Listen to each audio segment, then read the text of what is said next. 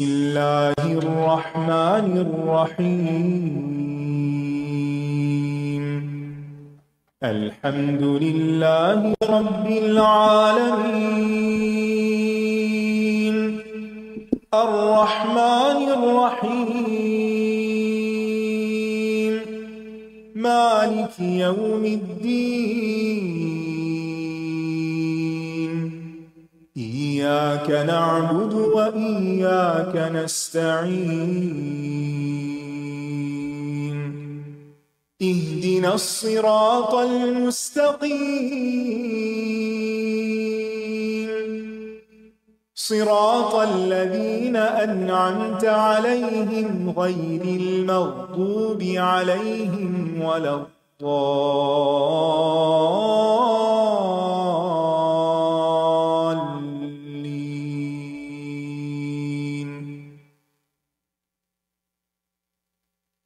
السلام علیکم ورحمۃ اللہ وبرکاتہ. نحمده ونصلی علی رسولہ الکریم، اما بعد فاعوذ باللہ من الشیطان الرجیم. بسم اللہ الرحمن الرحیم. رب اشرح لی صدری ویسر لی امری واحلل عقدۃ من لسانی یفقہوا قولی. بسم اللہ الرحمن الرحیم والنازعات غرقا. سورۃ النازعات مکی صورت ہے. سورت عما یتساءلون کے فوراً بعد نازل ہوئی. ابن عباس کا بیان ہے یہ. اور نازعات کا معنی ہے کھینچ کر نکالنے والیاں. اس صورت کے 2 رکوع ہیں، 40 آیات ہیں، 197 کلمات ہیں اور 753 حروف ہیں. والنازعات غرقا، قسم ہے کھینچ کر نکالنے والیوں کی، غرقا غرق ہو کر، ڈوب کر. یہاں پر نازعات کا لفظ استعمال ہوا ہے جو نون، زائی اور عین سے ہے. نزع، نزع ینزع، کھینچ کر نکالنا اور کھینچ کے اپنی طرف لے جانا. کھینچنے کا عمل عام طور پر کیسے ہوتا ہے؟ جب آپ کوئی چیز پل کرتے ہیں تو اس کی پل کس طرف ہوتی ہے؟ آپ کے اپنی ہی طرف ہوتی ہے. اسی سے لفظ تنازع نکلا ہے، بات کو اپنی طرف کھینچنا. متنازع امر. اور نزع کہتے ہیں موت کے عالم کو، جب انسان کی جان نکل رہی ہوتی ہے یا نکالی جا رہی ہوتی ہے. تو والنازعات، نازعاتن کی جمع ہے، کھینچنے والی، اور نازعات کھینچنے والیاں. غرقا غرق ہو کر. اور غرق ہونے کا معنی کیا ہوتا ہے؟ ڈوبنا، کسی چیز کے اندر چلے جانا، غوطہ لگا کے گہرائی میں جانا اور نیچے تک سے کوئی چیز نکال کے لے آنا. تو جب یہ کہا گیا کہ والنازعات غرقا، تو قسم کھائی جا رہی ہے ایسی ہستیوں کی کہ جو کچھ لینے کے لیے اور لینے سے بھی زیادہ کھینچنے کے لیے ڈوب جاتی ہیں، اندر تک چلی جاتی ہیں اور پورا پورا نکال کے باہر لے آتی ہیں. کون ہے وہ؟ عام طور پر اس سے مراد فرشتے لیے گئے، اور نزع کی حالت کا بیان یہاں پیش کیا جا رہا ہے کہ قسم ہے ان فرشتوں کی جو جان کھینچتے ہیں، اور اس طرح کھینچتے ہیں کہ ڈوب کر پوری طرح اندر اتر کر اور کچھ بھی باقی نہیں چھوڑتے، پورے کا پورا نکال لیتے ہیں. اس طرح جیسے کوئی کسی سمندر میں غوطہ خور اترے اور اتر کر ڈوب کر گہرائی سے کوئی چیز نکال کر لے آئے. تو گویا جان نکالنے کا عمل بھی ایسا ہی ہے کہ فرشتے انسان کے اندر تک جا کر اس کے بال بال اور رگ رگ سے اس کی روح نکال لیتے ہیں، کیونکہ اس روح کی وجہ سے ہی ہمارے اندر تکلیف کا احساس ہوتا ہے. جب ایک بال بھی کھینچا جاتا ہے جسم سے تو کیا ہوتا ہے؟ ایک بال نکالنے سے بھی تکلیف ہوتی ہے. تو جب جان نکلتی ہے تو ایک ایک بال سے نکلتی ہے، ایک ایک رگ سے، ایک ایک ریشے سے، ایک ایک سیل سے. اب حقیقت تو اللہ ہی بہتر جانتا ہے کہ فرشتے اندر کیسے جاتے ہیں اور کہاں تک جاتے ہیں اور کس گہرائی تک جاتے ہیں اور کس طرح جوڑ جوڑ میں داخل ہو جاتے ہیں اور کس طریقے سے وہاں سے وہ اس عمل کو مکمل کرتے ہیں اور باہر نکالتے ہیں اور کھینچتے ہیں. اس کی تفصیل اور حقیقت دراصل اللہ تعالیٰ ہی کو معلوم ہے. اور ایسی آیات دراصل آیات متشابہات میں سے ہوتی ہیں کہ جن کو ہم کسی مادی ذریعے سے یا کسی دنیاوی پیمانے یا آلے سے پوری طرح جان نہیں سکتے یا اس کی حقیقت یا تفصیل معلوم نہیں کر سکتے. یعنی دنیا میں کوئی ایسی چیز نہیں یا کوئی آلہ ایسا نہیں کہ جس کو آپ لگائیں اور پھر آپ سکین کر کے اس عمل کو دیکھ سکیں کہ جب جان نکل رہی ہوتی ہے تو آپ کوئی مشین لگا دیں اور وہ آپ کو بتائے کہ ہاں ایک ایک رگ سے نکالنے والا کس چیز کے ساتھ اور کیسے نکال رہا ہے. بہرحال الفاظ یہی بتاتے ہیں کہ وہ نازعات سے مراد فرشتے ہیں جو روح کھینچتے ہیں، اور اس طرح کھینچتے ہیں کہ ڈوب کر اندر تک جا کر سب کچھ نکال کے لے آتے ہیں، کوئی چیز بھی باقی رہنے نہیں دیتے. والناشطات نشطا والسابحات سبحا. والناشطات نشطا، اور آرام سے نکالنے والے ہیں، آرام سے نکالنا. ناشطات کا لفظ جو ہے ناشطتن کی جمع ہے، اور ناشطتن نشط ینشط سے ہے. نشط ینشط نشطن کا معنی ہوتا ہے بندھی ہوئی چیز کھول دینا، بند کھول دینا، اور اسی سے نشاط کا لفظ ہے. نشاط کا کیا معنی ہوتا ہے؟ طبیعت کا کھل جانا. کبھی آپ ایسے محسوس کرتے ہیں نا جیسے کوئی گرہ سی ہے اندر، طبیعت کے اندر ایک بوجھ ہے، روحانی طور پر بھی یا جسمانی طور پر بھی آپ ایک تھکاوٹ سی یا گرانی محسوس کرتے ہیں اپنے اوپر. آپ کو اپنا ایک ایک پاؤں بہت بھاری لگ رہا ہوتا ہے اور ایک ایک قدم اٹھانا مشکل لگتا ہے. اور کبھی کیا ہوتا ہے کہ آپ اٹھتے ہیں تو بالکل ہلکے پھلکے ہوتے ہیں، ایسے لگتا ہے جیسے ساری گرہیں کھلی ہوئی ہیں. تو یہ جو کیفیت ہوتی ہے اس کو نشاط کہتے ہیں، یعنی ایک لائٹنس کی اور ایک آسانی کی اور سہولت کی. تو والناشطات نشطن، اب یہ ناشطات بھی فرشتے ہیں کہ جو بند کھول کے آہستگی کے ساتھ خاموشی کے ساتھ روح نکال کے لے جاتے ہیں.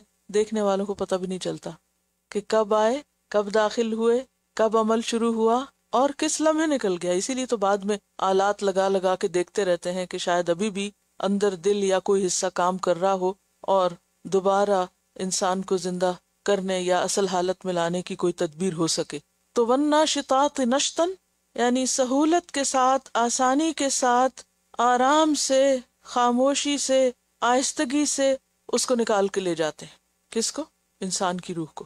والسابحات سبحا، اور قسم ہے تیرنے والیوں کی. سابحات سابحت ان سے ہے، اور سابحت ان کا لفظ سبح صبح سے ہے. سبح یسبح، سبحن کہتے ہیں بیسیکلی کام کرنے کو. ان لک فی النہار سبحا طویلا، دن میں آپ کے لیے بہت سے کام ہیں، بہت سے دھندے ہیں، بہت مشغولیت ہے، بہت مصروفیت ہے. اور اسی سے پھر سبح کا لفظ جو ہے اس کا معنی ہوتا ہے تیرنا یا ہوا میں اڑنا، پانی یا ہوا میں سے آسانی سے نکل جانا. اب فرشتے جو ہیں ان کے لیے کوئی چیز رکاوٹ نہیں، نہ فضا کی ہوا، نہ کوئی تیز و تند آندھیاں، نہ بادل، نہ پانی. کوئی شخص اگر ڈوب کے بھی مر رہا ہو پانی کے اندر تو وہ وہاں بھی پہنچ جاتے ہیں اور وہاں سے بھی نکال لیتے ہیں، اور ان کے لیے سمندر کی گہرائی میں پہنچنا بھی اتنا ہی آسان ہے جیسے ہوا میں اڑنا. تو سبح کا ایک مطلب کیا ہے؟ تیرنا. قسم ہے تیرنے والیوں کی. پھر اس سے معنی کیا گیا تیزی سے کسی کام کو کرنا، کسی کام کے کرنے میں سرگرمی دکھانا، سرگرمی سے کوئی کام انجام دینا. والسابحات سبحا، یعنی اللہ کا جب حکم ملتا ہے تو وہ دوڑ کر اس کی طرف آتے ہیں، تیر کر آتے ہیں، اڑتے ہوئے پہنچتے ہیں. آپ دیکھیے کہ عام زبان میں یا محاورے میں بھی ہم کہتے ہیں نا کہ اڑ کر پہنچ جاؤں یا میں اڑ کے یہ کام کر لوں. تو اڑنے سے مراد کیا ہے؟ تیزی سے، فوراً، ابھی ابھی. تو والسابحات سبحا یعنی تیزی سے لپک کر فوراً اپنا کام کر لیتے ہیں، اللہ کے حکم پر عمل کرنے میں دیر نہیں لگاتے. اور ویسے بھی آپ دیکھیں کہ فرشتے جو ہیں ان کے پر ہیں اور وہ اڑتے ہیں اور وہ گھومتے پھرتے رہتے ہیں. تو سبحہ میں گھومنے کا معنی بھی آتا ہے. کل فی فلک یسبحون، کہ سارے کے سارے اپنے اپنے مدار میں سیارے ستارے کیا ہیں؟ گھوم رہے ہیں، تیر رہے ہیں، تیزی سے چل رہے ہیں، رواں دواں ہیں. فالسابقات سبقا فالمدبرات أمرا يوم ترجف الراجفة تتبعها الرادفة قلوب يومئذ واجفة أبصارها خاشعة يقولون إنا لمردودون في الحافرة أإذا كنا عظاما نخرة قالوا تلك إذا كرة خاسرة فإنما هي زجرة واحدة فإذا هم بالساهرة هل أتاك حديث موسى إذ ناداه ربه بالوادي المقدس طوى اذهب إلى فرعون إنه طغى فقل هل لك إلى أن تزكى وأهديك إلى ربك فتخشى فأراه الآية الكبرى فكذب وعصى ثم أدبر يسعى فحشر فنادى فقال أنا ربكم الأعلى فأخذه الله نكال الآخرة والأولى إن في ذلك لعبرة لمن يخشى أأنتم أشد خلقا أم السماء بناها رفع سمكها فسواها وأغطش ليلها وأخرج ضحاها والأرض بعد ذلك دحاها أخرج منها ماءها ومرعاها والجبال أرساها متاعا لكم ولأنعامكم فإذا جاءت الطامة الكبرى يوم يتذكر الإنسان ما سعى وبرزت الجحيم لمن يرى فأما من طغى وآثر الحياة الدنيا فإن الجحيم هي المأوى وأما من خاف مقام ربه ونهى النفس عن الهوى فإن الجنة هي المأوى يسألونك عن الساعة أيان مرساها فيما أنت من ذكراها إلى ربك منتهاها إنما أنت منذر من يخشاها كأنهم يوم يرونها لم يلبثوا إلا عشية أو ضحاها فالسابقات سبقا فالمدبرات أمرا फस्साबिकात सबकन, फिर सबकत ले जाने वालियां आगे बढ़कर। सबका का क्या माना होता है? दौड़ना, आगे बढ़ना। यानी अल्लाह का हुक्म मिलने पर वो बैठे नहीं रह जाते बल्कि क्या करते हैं? दौड़ पड़ते हैं। जैसे कुरान मजीद में एक दूसरी जगह आता है वयफ़अलून मा युअमरून, वो करते हैं जो हुक्म मिलता है। और जैसे एक और जगह पर आपने सूरत ज़ारियात में पढ़ा फलजारियात युसरन, और सूरत मुरसलात में फलफारिकात फरकन। हवाओं के अलावा वहां भी ये फरिश्तों के लिए भी आती हैं सिफात। तो बहरहाल फरिश्ते तेजी से अल्लाह का हुक्म बजा लाते हैं, नाफरमानी नहीं करते। अब अगर वो रूह निकालने के लिए तैरते हुए पहुंच जाते हैं, उड़ते हुए पहुंच जाते हैं, तो जहां हुक्म मिलता है एक लम्हे की भी देर नहीं करते, एक दूसरे से आगे बढ़कर अपनी ड्यूटी पे पहुंचते हैं और काम करके फौरन वापस आते हैं। फल मुदब्बिराती अमरा, फिर तदबीर करने वाले हैं हुक्म की, यानी हुक्म के मुताबिक कामों को सरअंजाम देते हैं।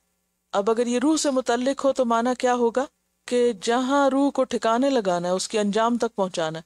तदबीर का लफ्ज दुबर से है ना, और दुबर पीठ को कहते हैं, यानी किसी चीज को फॉलो करना, किसी काम की तदबीर से मुराद होता है उसके अंजाम को सामने रख के काम करना, यानी उसको अपने आखिरी ठिकाने तक पहुंचा देते हैं पूरे इंतजामात के साथ, पूरी प्लानिंग के साथ, अल्लाह के हुक्म के मुताबिक। सिर्फ अपनी तदबीरें खुद से नहीं करते रहते बल्कि फल मुदब्बिराती अमरा, जैसे हुक्म मिलता है वैसे करते हैं, जो करना चाहिए वही करते हैं।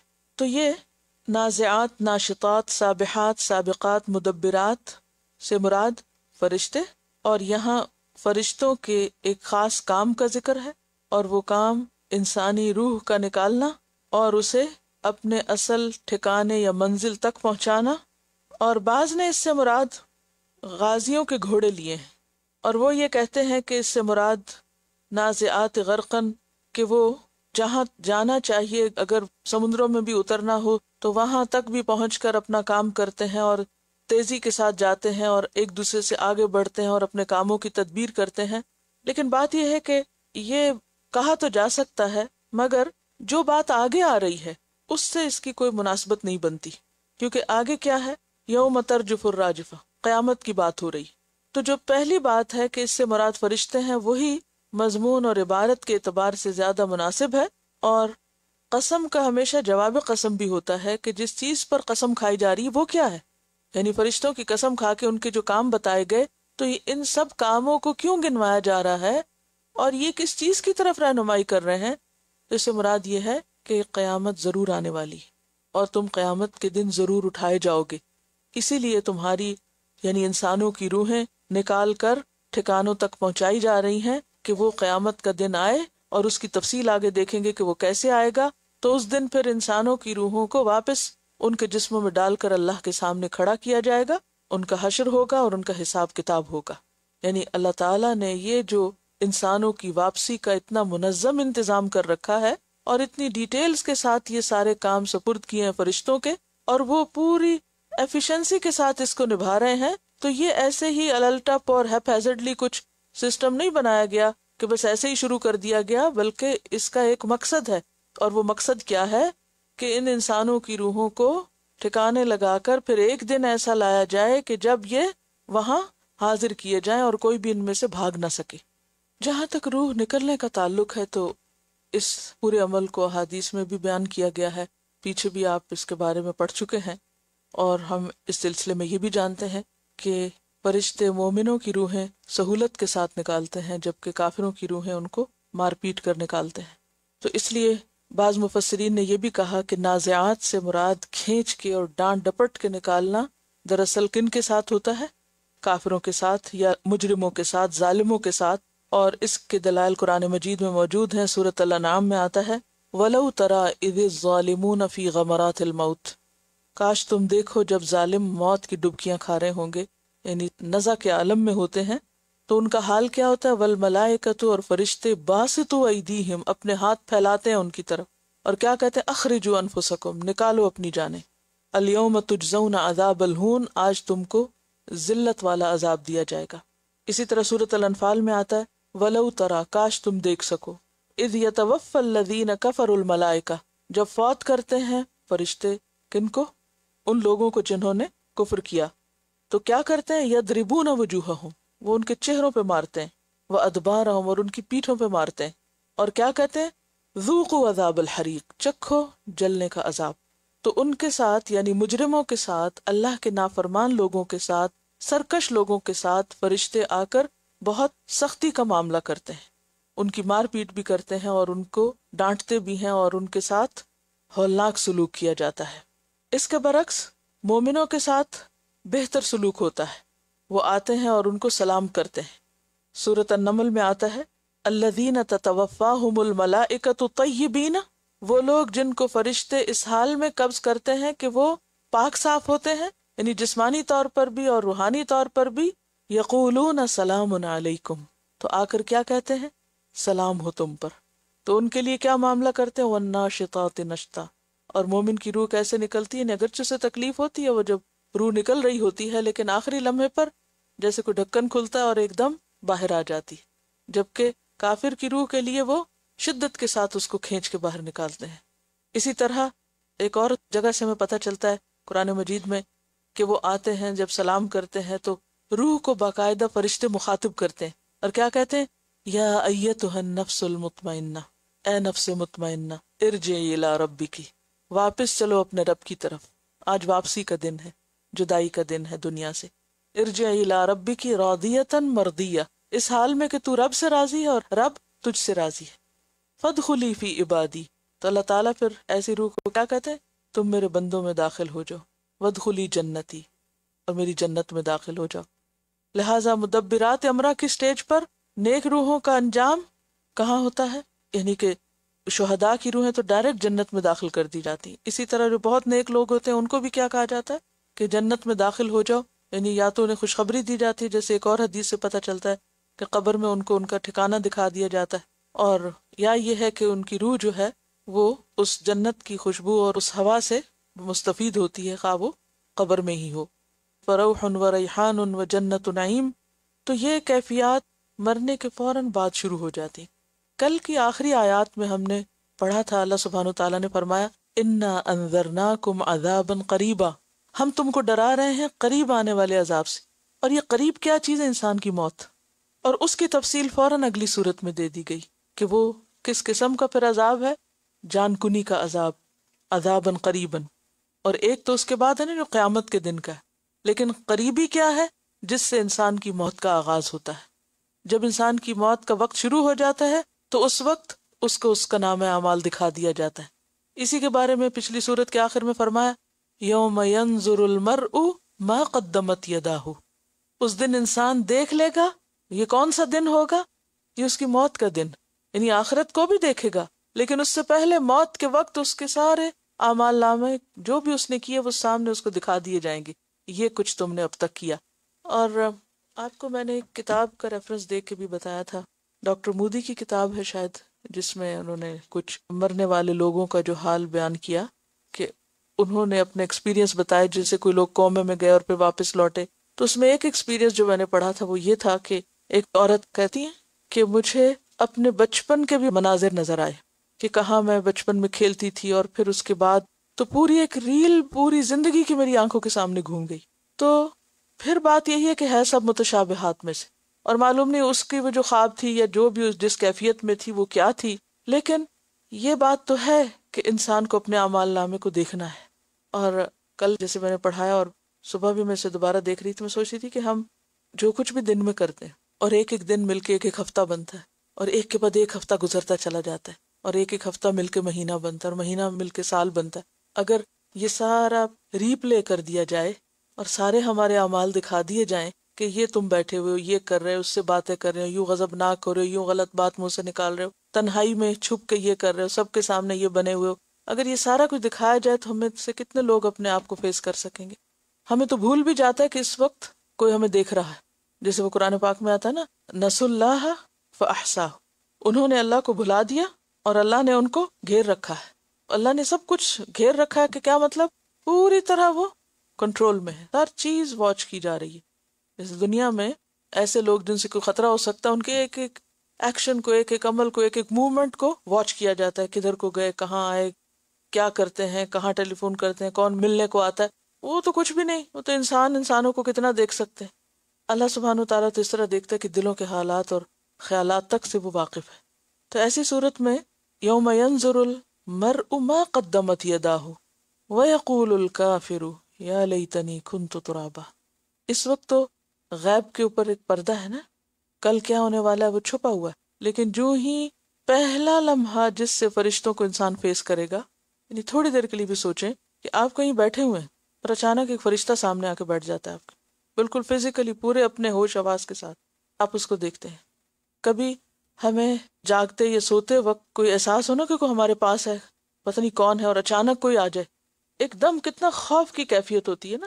تو فرشتے تو ہمارے لیے ٹوٹلی ان نون ہیں، ہم نہیں جانتے ان کو، اور معلوم نہیں کس شکل میں آتے، کیونکہ جو نیک لوگ ہیں انہی کے لیے خوبصورت شکل میں آئیں گی، اور جو برے کاموں میں ملوث ہیں ان کے لیے اسی شکل میں آئیں گی. اس میں ہم یہ حدیث تھوڑی سی دہرا لیتے ہیں تو یہ بات مزید واضح ہو جائے گی، اور حدیث صحیح ہے. حضرت ابو ہریرہ سے روایت ہے کہ رسول اللہ صلی اللہ علیہ وسلم نے فرمایا، فرشتے روح قبض کرنے کے لیے جب مرنے والے کے پاس آتے ہیں تو نیک اور صالح ہونے کی صورت میں فرشتے کہتے ہیں، اے پاک روح، تو پاک جسم میں تھی، اب تو جسم سے نکل آ، تو تعریف کے لائق ہے، اللہ کی رحمت سے خوش ہو جا، تیرے لیے جنت کی نعمتیں ہیں، تیرا رب تجھ سے راضی ہے. فرشتے مرنے والے کو مسلسل ایسے ہی کہتے رہتے ہیں یہاں تک کہ روح جسم سے نکل آتی ہے، یعنی جتنی دیر لگتی ہے روح نکالنے میں اس سارے وقت میں یہ دہراتے رہتے ہیں.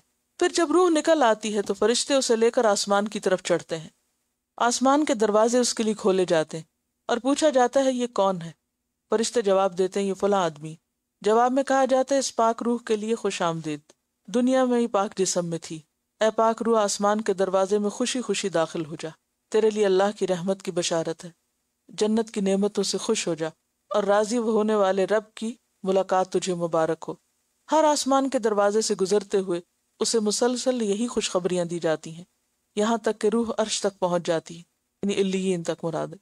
مرنے والا اگر برا آدمی ہو تو فرشتے کہتے ہیں اے خبیث روح نکل اس جسم سے، تو خبیث جسم میں تھی، نکل اس جسم سے ذلیل ہو کر، اور بشارت ہو تجھے کھولتے پانی کی، پیپ کی اور بعض دوسرے عذابوں کی۔ فرشتے روح نکلنے تک مسلسل یہی کہتے رہتے ہیں، پھر اسے لے کر آسمان کی طرف جاتے ہیں۔ آسمان کا دروازہ اس کے لیے نہیں کھولا جاتا، آسمان کے فرشتے پوچھتے ہیں یہ کون ہے؟ جواب میں کہا جاتا ہے یہ فلاں شخص ہے۔ آسمان کے فرشتے کہتے ہیں اس خبیث روح کے لیے جو خبیث جسم میں تھی کوئی خوش آمدید نہیں، اسے ذلیل کر کے واپس بھیج دو۔ آسمان کے دروازے ایسی خبیث روح کے لیے نہیں کھولے جاتے، چنانچہ فرشتے اسے آسمان سے نیچے پھینک دیتے ہیں اور وہ قبر میں لوٹ آتی۔ یہ کتاب ہے قبر کا بیان، اقبال کیلانی کی اور اس کے علاوہ بھی اس میں دیگر احادیث موجود ہیں کہ جس میں کچھ لفظی فرق کے ساتھ مزید ڈسکرپشن دی ہوئی ہیں کہ کس طرح اور کیسے مومن کی روح اچھے کفن میں لپیٹ کے لے جاتے ہیں اور کیسی خوشبو اس سے آتی ہے، اور اسی طرح جو بدکار انسان ہوتا ہے اس کے ساتھ کیا معاملہ کیا جاتا ہے۔ لیکن یہ بات تو برحق ہے وجاءت سکرۃ الموت بالحق کہ موت کی بے ہوشیاں ہیں اور موت کی تکلیف بہت شدید ہے۔ نبی صلی اللہ علیہ وسلم نے فرمایا موت کی تمنا نہ کرو، جان کنی کی تکلیف بڑی شدید ہے، یعنی یہ جب غرق ہو کر فرشتے نکال رہے ہوتے ہیں تو یہ تکلیف بہت شدید ہے، اور یہ نیک بختی کی علامت ہے کہ اللہ کسی بندے کی عمر لمبی کر دے اور اسے توبہ کی توفیق عطا کر دے۔ موت کی جتنی تکلیف نبی صلی اللہ علیہ وسلم کو ہوئی اتنی قیامت تک کسی دوسرے آدمی کو نہ ہوگی۔ اور یہ صحیح حدیث ہے انس بن مالک کی کہ جب رسول اللہ صلی اللہ علیہ وسلم کو موت کی تکلیف شروع ہوئی تو حضرت فاطمہ نے کہا ہائے میرے باپ کی تکلیف۔ رسول اللہ صلی اللہ علیہ وسلم نے فرمایا آج کے بعد تمہارے باپ کو ایسی تکلیف کبھی نہ ہوگی، تمہارے باپ کو موت کے وقت ایسی تکلیف آئی جو آئندہ قیامت تک کسی اور کو نہ آئے گی۔ اور دیگر احادیث سے بھی ہمیں پتہ چلتا ہے کہ آپ کس طرح اپنے چہرے پر پانی کا ہاتھ پھیر رہے تھے، اور حضرت عائشہ کہتی ہیں کہ آپ کا سر مبارک میرے سینے اور ٹھوڑی کے درمیان تھا۔ آپ کی موت کی تکلیف دیکھنے کے بعد اب میں کسی کے لیے موت کی سختی کو برا نہیں سمجھتی۔ تو بات یہ ہے کہ کافر کے لیے ذلت اور رسوائی ہے اور ڈانٹ اور جھڑک ہے، مومن کے لیے بھی تکلیف ہے لیکن اس کے ساتھ اس کے لیے خوشخبریاں ہیں۔ بالکل ایسے ہی اگر آپ تھوڑی دیر کے لیے امیجن کریں کہ جیسے بچے کی پیدائش کے مرحلے میں جو شدت کی تکلیف ہوتی ہے تو جو اچھے ڈاکٹرز ہوتے ہیں وہ ساتھ ساتھ کیا کہتے ہیں، بس تھوڑی دیر کی بات ہے، آپ بار بار تسلی دیتے ہیں اور ہوپ دلاتے ہیں کہ نہیں کوئی بات نہیں ہے، بس تھوڑا سا وقت ہے، یعنی کہ ایک تسلی کی خوشخبری سناتے رہتے ہیں۔ تو اس سے کیا ہوتا ہے کہ وہ تکلیف ہلکی ہو جاتی، لیکن وہ تکلیف بھی آپ دیکھیں خواہ کوئی مومن عورت ہو، خواہ کوئی ہو، کوئی اچھا ہو کوئی برا ہو، کسی بھی رنگ نسل کا ہو، تو جس طرح یہ ایک نیچرل سی بات ہے کہ ایک روح سے دوسری روح نکل رہی ہوتی ہے یا ایک جسم سے دوسرا جسم نکل رہا ہوتا ہے، تو بالکل اسی طرح موت کے وقت بھی ہماری ہی روح ہمارے جسم سے جدا ہو رہی ہوتی ہے۔ تو یہ جو جدائی کا دن ہے یہ ویسے بھی ایک تکلیف دہ ہے، یعنی کسی بھی چیز سے انسان کا الگ ہونا اور جدا ہونا ویسے ہی ایک بہت تکلیف دہ مرحلہ ہے۔ اور کہا گیا کہ ایک روح جو ماں کے پیٹ سے چلی وہ ساری زندگی آپ کے ساتھ رہی ہے، وہ آپ سے الگ ہو رہی ہے، تو یہ دن آسان نہیں ہے، ہر ایک کے لیے اس دن میں ایک مشکل ہے، لہٰذا ہم سب کو اس کی تیاری کرنی چاہیے اور اس کے لیے پریپیئرڈ رہنا چاہیے کہ اینی ٹائم اینی ویئر کہیں بھی کسی بھی حال میں، ڈزنٹ میٹر کہ ہم نہا رہے ہیں یا کھا رہے ہیں یا سو رہے ہیں یا چل رہے ہیں یا کہاں جا رہے ہیں اور کہاں نہیں جا رہے، کیا بہت اہم کام کر رہے ہیں اور کیا غیر اہم کام کر رہے ہیں، it's there, it's a reality, یہ ہونا ہی ہونا ہے، ہم میں سے کوئی بھاگ سکتا ہی نہیں۔ جب پیغمبروں کے ساتھ ہی ہوا تو ہم میں سے کون اس سے الگ ہو سکتا ہے؟ اور یہی موت کی یاد ہے جو انسان کو نیکی کے اوپر پلٹ پلٹ کے پلٹاتی ہے کہ مرنا ہے نا تیاری کر لیں۔ دنیا کے لیے ہم کتنا کچھ کرتے ہیں، تو اسی لیے ہم دیکھتے ہیں کہ جتنے بھی ہمارے آباء و اجداد میں سے نیک لوگ گزرے ہیں ان سب کو نیکی پر رکھنے والی چیز کیا تھی؟ یہی موت کی یاد، آخرت کی یاد۔ قرآن مجید میں پیغمبروں کے بارے میں آتا ہے انا اخلصناہم بخالصۃ ذکر الدار، ہم نے ان کو چن لیا، خالص کر لیا، صاف کر دیا۔ خالص کس کو کہتے ہیں؟ خلوص، جس میں کوئی آمیزش نہ ہو، یعنی صرف اللہ کے لیے خالص ہو گئے، اور ان کو اس مخلص ہونے کی بنا پہ چنا گیا اللہ کے دین کے کام کے لیے۔ لیکن وہ وجہ کیا تھی کہ جس نے ان کو خالص کیا؟ وہ ہے موت کی یاد، اس گھر کی یاد، آخرت کی یاد. آخرت کی یاد انجام کو سامنے رکھے بغیر اس دنیا میں انسان اصلاح کی طرف نہیں جا سکتا، خالصتاً اللہ کے لیے کام نہیں ہو سکتے. یعنی اسے کہتے ہیں نا کفا بالموت واعظا، موت سب سے بڑی نصیحت کرنے والی چیز ہے، اس سے بڑا واعظ کوئی نہیں. واعظ کہتے ہیں نا جو واعظ کرے. اگر ہمارے ساتھ کی کرسی پہ بیٹھا ہوا کوئی شخص ہمارے سامنے گر سکتا ہے تو فرشتہ اس کے پاس نہیں ہمارے پاس بھی آ سکتا ہے، وہ ہم بھی ہو سکتے ہیں. اگر اللہ ہمیں مہلت دیتا ہے اور چانس دیتا ہے تو اس زندگی سے کچھ آخرت کے لیے بنا لینا چاہیے. انسان نہیں کہہ سکتا کہ وہ جس گاڑی پہ بیٹھ رہا ہے اس سے اترے گا یا نہیں، جس بستر پہ لیٹ رہا ہے اس سے اٹھے گا یا نہیں، جس کرسی پہ بیٹھ رہا ہے اس سے اٹھے گا یا نہیں، کوئی بھی نہیں جانتا. اور پھر جو جس حال میں مرے گا اسی حال میں اٹھایا جائے گا. تو جو اختتام اور خاتمہ ہے اس کے بالخیر ہونے کی ہمیشہ دعا کرنی چاہیے. يوم ترجف الراجفة تتبعها الرادفة قلوب يومئذ واجفة أبصارها خاشعة. یوم ترجف الراجفہ، اور وہ بڑا دن یعنی قیامت کا دن وہ کب آئے گا؟ یوم ترجف الراجفہ، جس دن کانپے گی کانپنے والی. رجفہ، رجفہ یرجف کا معنی ہوتا ہے کانپنا، ہلنا. قیامت کے زلزلے کی طرف اشارہ ہے. سورۃ مزمل میں آتا ہے یوم ترجف الارض والجبال، جس دن زمین اور پہاڑ کانپ اٹھیں گے، ہل جائیں گے. سورۃ نور میں آپ نے مرجفون فی المدینہ کا لفظ پڑھا تھا، رجفہ، کہ جو سنسنی خیز خبریں پھیلا کر ہر چیز کو ہلا کے رکھ دیتے ہیں، اپ سائڈ ڈاؤن کر دیتے ہیں. اور راجفہ جو ہے یہ اس کی تے جو ہے، اور آگے رادفہ کی بھی اور واجفہ کی بھی، یہ مؤنث کی تے نہیں ہے، یہ مبالغے کی تے ہے. یہ ایسے ہی ہے جیسے پیچھے آپ پڑھ چکے ہیں ما اغنا عنی مالیہ ہلک عنی سلطانیہ، تو وہاں بھی جو ہا تھی وہ اسی معنی میں تھی، یعنی اسی طرح وہ لفظ کا اصل حصہ نہیں تھی. یوم ترجف الراجفہ، جس دن کانپنے والی کانپے گی، یعنی زمین اور جو کچھ زمین کے اوپر ہے. تتبع ہر رادفہ، پیچھے آئے گا اس کے پیچھے آنے والا. رادفہ کا لفظ جو ہے ردف یردف سے، ردیف کہتے ہیں پیچھے سوار ہونے والا، رادف پیچھے سے آنے والا. اور شعر کے آخری حصے کو کیا کہتے ہیں؟ ردیف، ردیف قافیہ. یعنی قیامت کا دن ایسا دن ہوگا جس دن زلزلے کا شدید جھٹکا ہوگا. اور یہ کب ہوگا؟ نفخہ اولا کے وقت. ابن عباس کہتے ہیں کہ راجفہ سے مراد نفخہ اولا ہے. اور تتبعہا، اس کے بعد ایک دوسرا جھٹکا ہوگا. اور اس سے کیا مراد ہے؟ بعض نے کہا نفخہ ثانیہ، جب دوبارہ اٹھائے جائیں گے لوگ. اور بعض نے کیا کہا کہ ایک جھٹکے کے بعد ایک جھٹکا.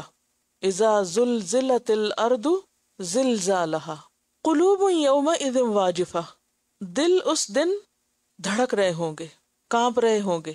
واجفہ کا لفظ جو ہے وجفہ سے ہے، واو جیم فے. وجیف کہتے ہیں تیز رفتاری کو. سورۃ الحشر میں آپ پڑھ چکے ہیں فما اوجفتم علیہ من خیل ولا رکاب، کیا معنی تھا اس کا؟ نہیں دوڑائے تم نے ان پر گھوڑے اور نہ اونٹ. تو اوجفہ کا کیا معنی تھا؟ دوڑانا، تیز حرکت دینا. تو واجفہ کہتے ہیں تیز رفتار کو. دل اس دن تیز رفتار ہوں گے، کیا معنی؟ دل کب تیز رفتار ہوتا ہے؟ مراد اس سے کیا، یعنی دل کی دھڑکن تیز ہو جائے گی، پلپٹیشن بڑھ جائے گی. یہ کب ہوتا ہے؟ پلپٹیشن کب تیز ہوتی ہے؟ خوف سے، گھبراہٹ سے. اور اس میں بے قراری بھی ہوتی ہے اور ڈر بھی ہوتا ہے. یعنی ڈر بھی بہت لگے گا اور انسان بہت بے قرار اور بے چین ہوگا، اور دل اتنے زور زور کے دھڑکیں گے کہ گویا حلق سے باہر آنے لگے ہو. یعنی زمین پر تو وہ زلزلہ آئے گا ہی، لیکن جن انسانوں پر وہ دن آئے گا تو انسانوں کا حال کیا ہوگا کہ دل باہر آنے لگیں گے. قلوب یومئذ واجفہ، دل اس دن خوب خوب دھڑک رہے ہوں گے، بے قرار ہوں گے. ابصارها خاشعہ، ان کی نگاہیں عاجزی ظاہر کر رہی ہوں گی، جھکی ہوئی ہوں گی. ابصارها، ہا کی ضمیر کدھر جا رہی؟ قلوب کی طرف. تو قلوب کی آنکھیں ہوتی ہیں اصحاب القلوب کی طرف. قلوب سے مراد یہاں اصحاب القلوب ہیں، یعنی جن لوگوں کے دل دھڑک رہے ہوں گے انہی کی نگاہیں جھکی ہوئی ہوں گی. نگاہیں کب جھکتی ہیں؟ دو وجوہات سے، ایک تو ادب سے اور دوسرے شرمندگی سے. یا آپ کسی کے سامنے احترام سے نگاہیں جھکا لیتے ہیں اور یا آپ شرمندہ ہوتے ہیں. تو یہاں ادب احترام نہیں ہے بلکہ شرمندگی اور ندامت کہ ہم نے اپنا وقت اور زندگی کیوں ضائع کر دی، ہم نے اس سے صحیح فائدہ کیوں نہ اٹھایا. أبصارها خاشعة. يقولون أئنا لمردودون في الحافرة. یقولون وہ کہیں گے، کون؟ اصحاب القلوب والابصار. اَإِنَّا لَمَرْدُودُونَ فِي الْحَافِرَةِ، اَإِنَّا کیا بے شک ہم، لَمَرْدُودُون البتہ لوٹائے جانے والے ہیں. مردودون کس کی جمع ہے؟ مردود کی. اور مردود کس کے وزن پر ہے؟ مفعول کے وزن پر. اور روٹ کیا ہے؟ رے دال دال، رد. اور مردود وہ شخص جس کو لوٹا دیا جائے. شیطان کو بھی کیوں مردود کہتے ہیں؟ کیونکہ آپ اس کو پیچھے ہٹا دیتے ہیں، لوٹا دیتے ہیں، پھیر دیتے ہیں. اَإِنَّا لَمَرْدُودُونَ کیا بے شک ہم لوٹائے جانے والے ہیں، فی الحافرہ پہلی حالت میں. اب حافرہ کے لفظ کو ذرا سمجھ لیجئے، کیونکہ اس کا ڈائریکٹ براہ راست میننگ جو پہلی حالت نہیں ہے، لیکن مراد یا مفہوم یہ ہے. حفرہ کا لفظی معنی ہوتا ہے کھودنا، کنواں کھودنے کے لیے بھی آتا ہے. حفر البئر ڈرل کرنا، ڈگ کرنا. ایکسکویشن کے لیے بھی آتا ہے. یہ آرکیالوجسٹ جو زمین کو کھودتے رہتے ہیں تو ان کے لیے بھی عربی میں حفریات کہتے ہیں. مختلف قبروں کو کھودنا یا زمین کو کھود کے یا ڈرل کر کے نیچے تک جانا اور دیکھنا کہ زمین میں کیا ہے. تو بنیادی طور پر حفرہ کہتے ہیں گڑھے کو، اور حافرہ کھودنے والی. ہوتا یہ ہے کہ جب انسان کسی زمین پہ چلتا ہے تو اس کے پاؤں سے کیا بن جاتے ہیں زمین پر؟ نشان. اور بعض اوقات اگر زمین گیلی ہو تو وہ کیا ہوتے ہیں؟ ایک طرح سے چھوٹے چھوٹے گڑھے بن جاتے ہیں. تو حافر ہوتا ہے وہ شخص جو ان نشانوں پہ واپس جائے. سمجھ گئے؟ جس رستے سے آئے اسی رستے پہ واپس جانا، پہلی حالت پر لوٹنا. یعنی راستے کا وہ حصہ جس سے انسان گزرے اور اس کے نشان باقی رہ گئے ہوں. تو گویا جن راہوں سے ہم گزر کر آئے اسی راستے پر پھر واپس جائیں. کیا معنی بنے گا؟ یعنی دنیا میں ہم زندہ تھے، پھر ہمیں موت آ گئی، تو اب پھر ہمیں زندہ کرنا ہے. اب پھر ہم ہوش حواس میں آ کے حساب کتاب دیں. آج جب دنیا میں ان لوگوں کو، عقل والوں کو، آنکھوں والوں کو بتایا جاتا ہے کہ قیامت کے دن دوبارہ زندہ ہونا ہے، پھر جی اٹھنا ہے، تو وہ کہتے ہیں یہ کیا بات ہوئی؟ اِنَّا لَمَرْدُودُونَ فِي الْحَافِرَةِ کہ جس حالت پر ہم پہلے تھے، زندہ تھے، پھر اسی راستے پہ دوبارہ چلیں. یعنی دوبارہ زندگی کے راستے پہ چلیں، پھر زندہ ہوں. سمجھ آئی؟ اب اتنا آسان نہیں ہے ترجمہ کرنا، کتنی گہرائی ہے نا ایک چھوٹے سے لفظ میں. اگر آپ امیجن کریں کہ آپ کہیں چل کر گئے، آگے گئے تو رستہ بند تھا، اب آپ کیا کرتے ہیں؟ چلے ادھر ہی چلتے ہیں جہاں سے آئے. تو پھر آپ پلٹ کر اپنے نشان قدم کو دیکھ کر، تو یہ کیا ہے؟ پلٹنا، واپس لوٹنا اسی راستے سے جس سے آپ آئے. تو اب آپ دنیا میں ہیں، زندہ ہیں، آپ کی آنکھیں بھی ہیں، آپ کے دل بھی ہیں، سوچتے ہیں، سمجھتے ہیں اور اپنی منمانی کرتے ہیں، جیسے دل چاہتا ہے جیتے ہیں. اب کیا ہے؟ انسان کی ایک موت ہے جس کے پیچھے ذکر گزرا، مر گیا انسان، فوت ہو گیا. اب کیا کہ ان کا خیال کیا تھا کہ مرنے کے بعد بس ہمیشہ کے لیے ہم ختم. یہاں کیا بتایا جا رہا ہے؟ نہیں جناب، اٹھنا ہے واپس، اور اٹھ کے پھر زندہ ہو کر پھر سب کچھ اپنا حساب کتاب دینا. تو اب وہ ایک بہت زبردست انداز میں کیا کہتے ہیں، یہ نہیں کہتے اچھا ہم کو پھر دوبارہ اٹھایا جائے گا. آپ کو یہ بات تو معلوم ہے نا کہ جس ماحول میں یا جن لوگوں پر قرآن اترا تھا وہ زبان کے ماہر تھے. حضرت موسیٰ علیہ السلام کے زمانے میں جادو تھا، حضرت عیسیٰ علیہ السلام کے زمانے میں طب تھی، اور نبی صلی اللہ علیہ وسلم کے زمانے میں شاعری. قرآن نے ایسی زبان استعمال کی کہ ان کی شاعری لاجواب ہو گئی. ان کی بات کو اسے سٹائل سے کہا گیا اِنَّا لَمَرْدُودُونَ فِي الْحَافِرَةِ. یہ محاورے کی زبان ہے، ٹھیک ہے. اِنَّا لَمَرْدُودُونَ فِي الْحَافِرَةِ. اچھا، یہ جو واپس جانا تو بڑا مشکل کام ہوتا ہے. مثلاً اگر آپ کسی کچی زمین سے مشکل سے پاؤں رکھ رکھ کے رستہ بنا کے وہ وہاں تک گئے اور پھر وہاں سے پتہ چلے جی واپس جانا ہے، اب آپ کو کہ واپس جاؤ، تو آپ کہیں گے کیا ہم پھر اسی راستے پہ واپس جائیں، پھر پلٹ کے جائیں؟ یہ بڑی مشکل بات ہے. دنیا میں بھی یہ مشکل ہوتا ہے اگر آپ کو واپسی کا سفر کرنا پڑے بغیر کسی منزل تک پہنچے. تو ان کے لیے وہ جو دل کی گھٹن ہوتی ہے نا، آپ امیجن کر سکتے ہیں مثلاً آپ کہیں جانا چاہ رہے ہو، لمبے راستے پہ جا کے اور آگے پتہ چلے جی یہ تو ٹریفک بند ہے یہاں سے، اب تو ڈائیورشن لو واپس چلو. تو اس سے کیا کیفیت ہوتی؟ گھٹن ہوتی ہے نا دل میں، ایک کوفت ہوتی ہے. تو یہ ایک کوفت جو ان کے اندر ہے نا کہ یہ کیوں ذکر کرتے ہیں بار بار مرنے کے بعد پھر اٹھنا ہے. اِنَّا لَمَرْدُودُونَ فِي الْحَافِرَةِ پھر واپسی. أَإِذَا كُنَّا عِظَامًا نَخِرَةً قَالُوا تِلْكَ إِذًا كَرَّةٌ خَاسِرَةٌ. أَإِذَا كُنَّا عِظَامًا نَخِرَةً اذا کیا جب کننا ہم ہو جائیں گے عظامن ہڈیاں، عظم کی جمع، نخرہ کھوکھلی بھربھری. نخرہ کا مطلب ہوتا ہے خراٹے لینا، اور خراٹے جب انسان لیتا ہے تو وہ یعنی کہ ناک کے سوراخ سے اس کا تعلق ہوتا ہے نا. تو اس سے یہ بھی ہے کہ جب ہڈی کے اندر سوراخ ہو جاتے ہیں نا، اور ہڈی کے اندر سوراخ کب ہوتے ہیں؟ جب وہ بہت زیادہ پرانی ہو جائے.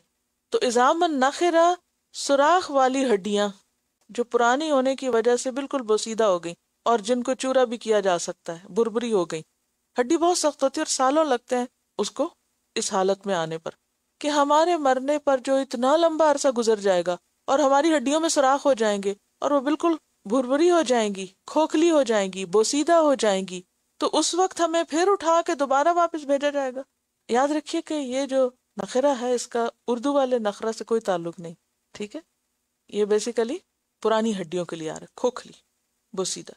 جیسے سورۃ یاسین میں آتا ہے نا وَضَرَبَ لَنَا مَثَلًا وَنَسِيَ خَلْقَهُ قَالَ مَن يُحْيِي الْعِظَامَ وَهِيَ رَمِيمٌ. یہ وہی بات ہے کہ کون ہمیں اٹھائے گا جب ہماری ہڈیاں بالکل بھربھری ہو جائیں گی. اَإِذَا كُنَّا کیا جب ہم ہو جائیں گے عظامًا ہڈیاں، نخرہ گلی سڑی، تو پھر اٹھائے جائیں گے. قالوا وہ کہنے لگے تلکا وہ تو، اذن تب، کرتن پلٹنا ہے، واپسی ہے، خاسرہ خسارے والی، ایسی واپسی تو بہت خسارے والی ہے. یہ تو بڑا مشکل کام ہے، پھر تو ہم گھاٹے میں پڑ گئے، پھر تو ہمارا کچھ نہ رہا، پھر تو ہمارے لیے بڑی مشکل ہوگی، ہم ایسی واپسی نہیں چاہتے. اور کرتن کا لفظ جو ہے کرہ یکرو سے، کرتن ایک بار واپس لوٹنا، دوبارہ آنا. حضرت علی رضی اللہ تعالیٰ عنہ کا لقب تھا کرار. کیا مانا تھا؟ کیوں ان کو کہا جاتا ہے حیدر کرار؟ نہیں پتا. کرار کہتے ہیں اس شخص کو جو پلٹ پلٹ کے حملہ کرے. جنگ بدر سے لے کر طویل عرصے تک وہ بہت سی جنگوں میں شریک ہوئے اور بہت بہادر تھے اور ڈرتے نہیں تھے جنگ میں جانے سے. تو ایسا شخص جو پلٹ پلٹ کے حملہ کرے اس کو کہتے ہیں کرار، یعنی بہت جنگجو. تو حیدر کرار کہتے ہیں حضرت علی رضی اللہ تعالیٰ عنہ. اسی سے لفظ تکرار بھی ہے. تکرار کیا ہوتی ہے؟ ریپیٹیشن، بار بار ایک کام کرنا. کبھی کہا ہے مکرر، مکرر دوبارہ پڑھیں، مشاعرے میں کہتے ہیں. قالو انہوں نے کہا دل کا وہ تو، اذن تب، کرتن پلٹنا، واپس آنا، خاسرہ نقصان پانے والا ہے. یہ واپسی تو بڑے گھاٹے کی واپسی ہے، اس واپسی میں تو بہت مشکل ہے. لیکن کسی کے کہنے سے اللہ کی جو تدبیر ہے وہ نہیں بدلے گی، یا اس کے فیصلے نہیں بدلیں گے، بلکہ ہوگا کیا؟ فإنما هي زجرة واحدة فإذا هم بالساهرة. فإنما هي زجرة واحدة، فإنما پس بے شک ہی وہ، زجرة ڈانٹ ہے، واحدہ ایک ہی. یہ لفظ پہلے پڑھا ہے زجرہ کا کیا؟ زاجراتی زجرہ، ڈانٹ ڈپٹ کرنے والے فرشتے. اور مستجر کا لفظ بھی آپ پڑھ چکے ہیں پیچھے سورۃ القمر میں. تو زجرہ کہتے ہیں خوفناک آواز سے ڈانٹنا. آپ نے دیکھا ہوگا کہ جب آپ ڈانٹتے ہیں نا تو صرف ڈائریکٹ بات نہیں شروع کرتے، اس سے پہلے آپ ایک آواز بھی نکالتے ہیں. وہ جو آواز ہے نا پہلے نکالنے والی، اور پھر جو بولتے ہیں اس میں بھی وہ ساتھ شامل ہو جاتی. بچوں کے ساتھ کرتے، اس وقت تو کسی کی نہیں نکلے گی لیکن سب کو پتا ہے میں کیا کہہ رہی ہوں. تو خوفناک آواز سے ڈانٹنے کے لیے یہ لفظ آتا ہے. صرف خالی ڈانٹ نہیں، بلکہ کون سی ڈانٹ؟ خوفناک آواز سے ڈانٹ. فَإِنَّمَا هِيَ زَجْرَةٌ وَاحِدَةٌ، بس ایک ہی، once. اچھا آپ تو 10 دفعہ ڈانٹے کوئی اثر نہیں ہوتا، لیکن قیامت کی ڈانٹ ایک ڈانٹ ہے، بس ایک، ون وائس بس. فَإِنَّمَا هِيَ زَجْرَةٌ وَاحِدَةٌ. سورۃ یاسین میں آتا ہے نا إِن كَانَتْ إِلَّا صَيْحَةً وَاحِدَةً. اور سورۃ القمر میں آتا ہے وَمَا أَمْرُنَا إِلَّا وَاحِدَةٌ كَلَمْحٍ بِالْبَصَرِ. إِلَّا وَاحِدَةٌ، ہمارا حکم بس کن ہوگا، ایک دھمکی، ایک ڈانٹ، ایک آواز، ایک ہی دفعہ کا کہنا کافی. یعنی قیامت کا آنا تمہیں بہت دور لگتا ہے، بہت مشکل لگتا ہے، حالانکہ ہوگا کیا؟ ایک ڈانٹ پڑے گی فَإِذَا هُمْ بِالسَّاهِرَةِ، سب کان پکڑ کے میدان میں حاضر ہو جائیں گے. آج تو ہر ایک بھاگا پھرتا ہے نا اپنی اپنے مرضی اور جدھر منہ آتا ہے ادھر، لیکن قیامت کے دن ایک ڈانٹ سے سب حشر کے میدان میں آ جائیں گے. ساحرہ سے مراد میدان حشر ہے. اصل میں ساحرہ کا لفظ ہے نا سحر سے، ہا والا نہیں ہے، ہا والا ہے، سین ہا را، سحر. سحر کا مطلب ہوتا ہے نیند کا اڑ جانا، نیند نہ آنا. اور ساحرہ میدان کے لیے آتا ہے جہاں کوئی سو نہیں سکتا، کیونکہ کوئی درخت وغیرہ کچھ نہیں. ساحرہ ایسا میدان جو چٹیل پلین. قیامت کے دن زمین کیسی ہوگی؟ لا ترا فیہا عوجا ولا امتا، پلین روٹی کی طرح، میدے کی روٹی کی طرح سیدھی اسٹریٹ. جو دوسرے آٹے کی روٹی ہوتی ہے وہ پھر تھوڑی اوپر نیچے ہوتی ہے، لیکن کبھی آپ نے میدے کی بنائی ہوگی تو اس میں آپ اٹھا کے دیکھیں تو یہ لگتا ہے جیسے کپڑا اٹھایا ہوا ہے، بالکل پلین. تو قیامت کے دن زمین بھی بالکل اسی طرح پلین میدان ہموار ہو جائے گا. تو ساحرہ اس زمین کو کہتے ہیں کہ جو بالکل ہموار ہو، میدان ہو، اور اس پر چمکتی ریت ہو جس پہ سراب بھی بنتے ہوں، اور بکثرت آمد و رفت، تو لوگ آتے جاتے ہوں.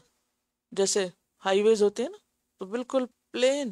کچھ سڑکیں ہوتی ہیں نا گاڑی چلے تو گر گر گر کی آواز آتی ہے، اور کچھ سڑکیں ایسی آ جاتی ہیں کہ جن کے اوپر آپ چلتے جائیں، جیسے موٹر ویز ہوتے ہیں، چلتے جائیں تو کیا ہوتا ہے پتہ نہیں چلتا کہ آپ کس پہ چل، بالکل اسموتھ اسٹریٹ. تو قیامت کے دن زمین بھی اسی طرح کا میدان بن جائے گی کہ جس پر کسی قسم کی کوئی ذرا بھی اونچ نیچ نہ ہوگی. اب اس میدان میں سارے لوگ زمین سے نکل کر ایک آواز سے وہاں پہنچ جائیں گے. فَإِذَا هُمْ بِسَاحِرَةٍ. اچھا، اس میں ایک بہت وہ سحر جو آنکھوں میں نیند کا نہ آنا، اور میدان حشر کے لیے جو لفظ استعمال ہو رہا ساحرہ، اس میں بہت گہرا تعلق ہے. کیا کہ وہ ایسی جگہ ہوگی جہاں کوئی سو نہیں سکے گا، کسی کو نیند نہیں آئے گی. آپ نے کبھی سفر کیا ہوگا، آپ ایئرپورٹ پہ یا کہیں کسی ویٹنگ روم میں یا ویٹنگ پلیس پر، کتنے بھی تھکے ہوئے ہوں، کتنے بھی جاگے ہوئے ہوں، جب آپ کو پتا ہو کہ پلین چھوٹنے والا ہے، نیند نہیں آتی نا. وہاں بھی کئی لوگوں کو آ جاتی ہے، لیکن بعض ایسی جگہ ہوتی ہیں کہ جہاں انسان بالکل نہیں سو سکتا، خاص طور پر جب آپ کو پتا ہو کہ ابھی کوئی نیوز آئے گی، ابھی کوئی ریزلٹ سامنے آئے گا، ابھی کوئی نتیجہ سامنے آنے والا ہے، تو انسان کتنا بھی تھکا ہو اس کو نیند نہیں آتی. تو قیامت کے دن بھی حساب کتاب کے میدان میں لوگ اسی طرح ہی کھڑے ہوں گے کہ ان کے انٹرویوز ہوں گے، ان سے پوچھ گچھ ہوگی، کیا کر کے آئے ہو، کیا ساتھ لائے ہو، سامان چیک کیا جائے گا، اعمال نامہ کھولا جائے گا، ساری چیزیں دیکھی جائیں گی، اور جن چیزوں کی اجازت نہیں تھی ساتھ لانے کی ان کو قبول نہیں کیا جائے گا، اٹھا کے وہاں کوارنٹین کر دیا جائے گا، اور صرف وہ اعمال فائدہ دیں گے جو اللہ کی مرضی کے مطابق ہوں گے، جو ریکمینڈڈ ہوں گے، جو اس لینڈ کے لاء کے مطابق ہوں گے. فَإِذَا هُمْ بِالسَّاهِرَةِ.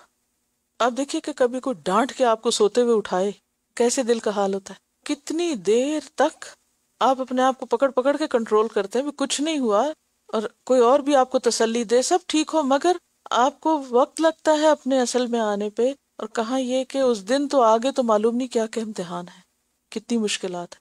وہاں دل کو تھامنا اور پھر ہوش حواس میں آنا، جبکہ کوئی اپنا بھی پاس نہ ہو، نہ بچے نظر آئیں گے، نہ ہی کوئی اور نظر آئے گا، کوئی آئے گا بھی تو منہ موڑ کے جا رہا ہوگا، تو دل کو قرار کیسے آئے گا.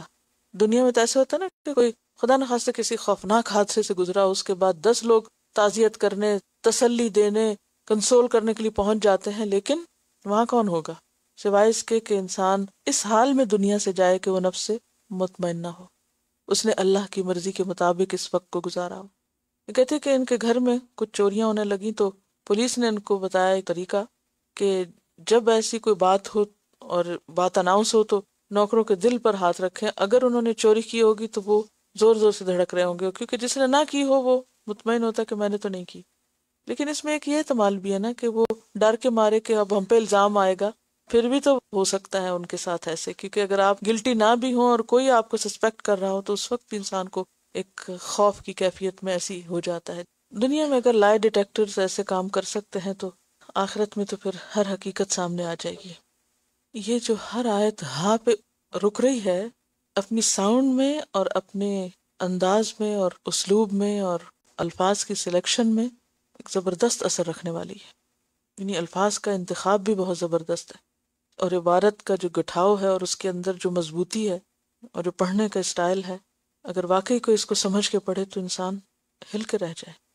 یہ ایسی واپسی ہوگی کہ جس میں واپسی کا جو مرحلہ ہے یا عمل ہے وہ خسارے پر مبنی ہے، یعنی اس میں گھاٹا لازم ہے، یعنی وہ عمل ہی خسارے والا ہے، کیونکہ واپس نہیں جانا چاہتے، دوبارہ اٹھنا نہیں چاہتے، کہ اگر ہمیں اٹھایا گیا تو یہ تو اٹھنا ہی گھاٹے کا اٹھنا ہے. جیسے آپ کہتے ہیں نا یہ پینا گھاٹے کا پینا ہے، یعنی پی کے آپ بیمار ہو جائیں گے. هل أتاك حديث موسى إذ ناداه ربه بالواد المقدس طوى اذهب إلى فرعون إنه طغى فقل هل لك إلى أن تزكى وأهديك إلى ربك فتخشى. هل اتاک حدیث موسیٰ، 30ویں پارے میں بھی موسیٰ علیہ السلام کا ذکر ہے. سورۃ طٰہٰ، شعراء، انبیاء، القصص، النمل، اور یہاں بھی موسیٰ علیہ السلام کا واقعہ. هل اتاک حدیث موسیٰ، کیا تمہارے پاس موسیٰ علیہ السلام کی خبر آ چکی؟ اتاکا سے کیا مراد ہے؟ کس کے پاس؟ محمد صلی اللہ علیہ وسلم کے پاس. اور آپ کو کیوں کہا جا رہا ہے؟ تاکہ آپ کے دل کو تسلی ہو کہ اگر آپ کی بات نہیں مانی جا رہی تو موسیٰ علیہ السلام کے ساتھ یہ سب حالات گزر چکے ہیں. انہوں نے بھی بہت نشانیوں کے ساتھ، دلائل کے ساتھ حق کا پیغام سب کے سامنے رکھا، لیکن وقت کا فرعون نہیں مانا. حل اتاک حدیث موسیٰ، کیا تمہارے پاس آئی ہے خبر، قصہ، بات موسیٰ کی علیہ السلام؟ اذ ناداہ ربہ، جب پکارا تھا اس کو اس کے رب نے. کہاں پر؟ بالواد المقدسی، وادی مقدس میں، مقدس وادی میں، پاک وادی میں، طوا کی یعنی کوہ طور پر. جب اس کو اس کے رب نے مقدس وادی طوا کے پاس پکارا تھا. یہ اس واقعے کا ذکر ہے جب موسیٰ علیہ السلام مدین سے واپس مصر آ رہے تھے اور آگ کی تلاش میں کوہ طور کے پاس پہنچے، اور وہاں اللہ سبحانہ وتعالیٰ نے ان کو پکارا. سورۃ القصص میں آتا ہے فلما اتاہا نودی من شاطئ الواد الایمن فی البقعۃ المبارکۃ. سورۃ مریم میں آتا ہے ونادیناہ من جانب الطور. یہاں وادی طوا کا ذکر ہے، وہاں کیا؟ من جانب الطور الایمن وقربناہ نجیا اذ ناداہ ربہ بالواد المقدس طوى اذهب الى فرعون، جاؤ فرعون کے پاس، انہ طغى، بے شک اس نے سرکشی کی. اور طغى کا کیا معنی ہوتا ہے؟ حد سے بڑھنا. اور حد سے بڑھ گیا. کس چیز کی حد سے؟ بندگی کی. اور کیا بن گیا؟ خدا بن گیا. کیا کہتا تھا؟ انا ربکم الاعلی. فقل، پس کہو، حل لک، کیا ہے تمہارے لیے، کیا تم چاہو گے، رغبت رکھو گے، الا، طرف اس بات کے، ان تزکا، کہ تم تزکیہ کرو اپنا. کیا تم اپنا تزکیہ کرنا چاہو گے؟ تزکیہ کا کیا معنی ہے؟ اپنے آپ کو عیبوں سے پاک کرنا، عیوب سے پاک کرنا. فقل هل لك الى ان تزکا. اب آپ دیکھیے کہ اس میں بیماری کیا ہے؟ طغا کی. اور علاج کیا ہے؟ تزکا. سرکشی کی بیماری کی وجہ کیا ہوتی ہے؟ تکبر. اور اس کا تزکیہ کیا ہے؟ خشوع و خضوع، ہمبلنس، عاجزی پیدا کرنا، اللہ کی طرف جھکنا، اللہ کی طرف رجوع کرنا. تو موسیٰ علیہ السلام کو کیا کہا گیا تھا؟ کہ جاؤ اس کے پاس اور کیا کرو؟ اس کا تزکیہ کرو. اس سے بہت اہم بات پتہ چلتی کہ ایک داعی کو کس چیز کی طرف توجہ دینی چاہیے؟ لوگوں کے تزکیے کی طرف. یعنی دین کا کام دراصل کیا کام ہے؟ کہ لوگوں کو اخلاقی عیبوں سے پاک کر کے کیا کیا جائے؟ اللہ کے قریب کیا جائے. اس کا آغاز کہاں سے ہوتا ہے؟ توحید سے، شرک سے بیزاری سے، منافقت سے دوری سے، اور اللہ کے لیے خالص ہونے سے. اذهب الى فرعون انه طغى فقل هل لك الى ان تزكى واهديك الى ربك، اور میں تیری رہنمائی کروں تیرے رب کی طرف. فتخشى، تو ڈرنے لگے، تیرے اندر خشیت پیدا ہو. اس سے کیا پتہ چلتا ہے کہ داعی کا کیا رول ہوتا ہے؟ اسے کیا کرنا ہوتا ہے؟ لوگوں کو اللہ سے جوڑنا ہوتا ہے. اہدیک الی ربک، آؤ میں تیری رہنمائی کروں تیرے رب کی طرف، رب کی معرفت، رب کی پہچان. ادعو الی سبیل ربک. فأراه الآية الكبرى فكذب وعصى ثم أدبر يسعى فحشر فنادى فقال أنا ربكم الأعلى فأخذه الله نكال الآخرة والأولى إن في ذلك لعبرة لمن يخشى. فأراه الآية الكبرى، پس دکھائی اس کو نشانی بہت بڑی. کون سی؟ عصا، ید بیضا. سورۃ قمر میں آتا نا وَلَقَدْ جَاءَ آلَ فِرْعَوْنُ النُّذُرُ فَكَذَّبَ وَعَصَى. تو اس نے جھٹلا دیا اور نافرمانی کی. کس کی؟ رسول کی، اللہ کی. ثُمَّ أَدْبَرَ يَسْعَى، پھر منہ موڑ لیا، پیٹھ پھیر لی. ادبرا، دبر سے، پیٹھ پھیر لی. یسعى، دوڑتے ہوئے، تیزی سے مڑ گیا. بعض کہتے ہیں کہ موسیٰ علیہ السلام نے جو عصا پھینکا تو جب سانپ دوڑنے لگا تو اس سے ڈر کے مڑا تھا. اور بعض کہتے ہیں کہ موسیٰ علیہ السلام کی دعوت سنتے ہی اس نے پیٹ پھیر لی، تکبر کے ساتھ، سرکشی کے ساتھ. فحشرہ، پھر جمع کر لیا، کس کو؟ سحرہ کو اور اپنے لشکروں کو. فنادا، پھر پکارا، بنفس نفیس یا منادی کرنے والوں کے ذریعے. فقال، اعلان کیا، انا ربکم الاعلی، میں ہوں تمہارا رب اعلی، مجھ سے اوپر کوئی نہیں. صرف یہ بھی نہیں کہا کہ میں رب ہوں، کیا کہا؟ ربکم الاعلی، سب سے بڑا. سورۃ القصص میں آتا ہے نا، اس نے کہا تھا ما علمت من الہ غیری، میں اپنے سوا کسی الہ کو نہیں جانتا. دیکھیے سرکشی کی حد ہے نا، کہ میں ہی اصل میں الہ ہوں. اور اس کی دلیل وہ کیا دیتا تھا؟ الیس لی ملک مصر، کیا نہیں ہے میرے لیے مصر کی بادشاہت؟ وہذہ الانہار، اور یہ نہریں، تجری من تحتی، جو میرے نیچے بہ رہی ہیں، یعنی نیل کا دریا. افلا تبصرون، تم کو نظر نہیں آتا میں کتنی بڑی حکومت کا مالک ہوں؟ کیوں نہ آخر تم مجھے رب مانو.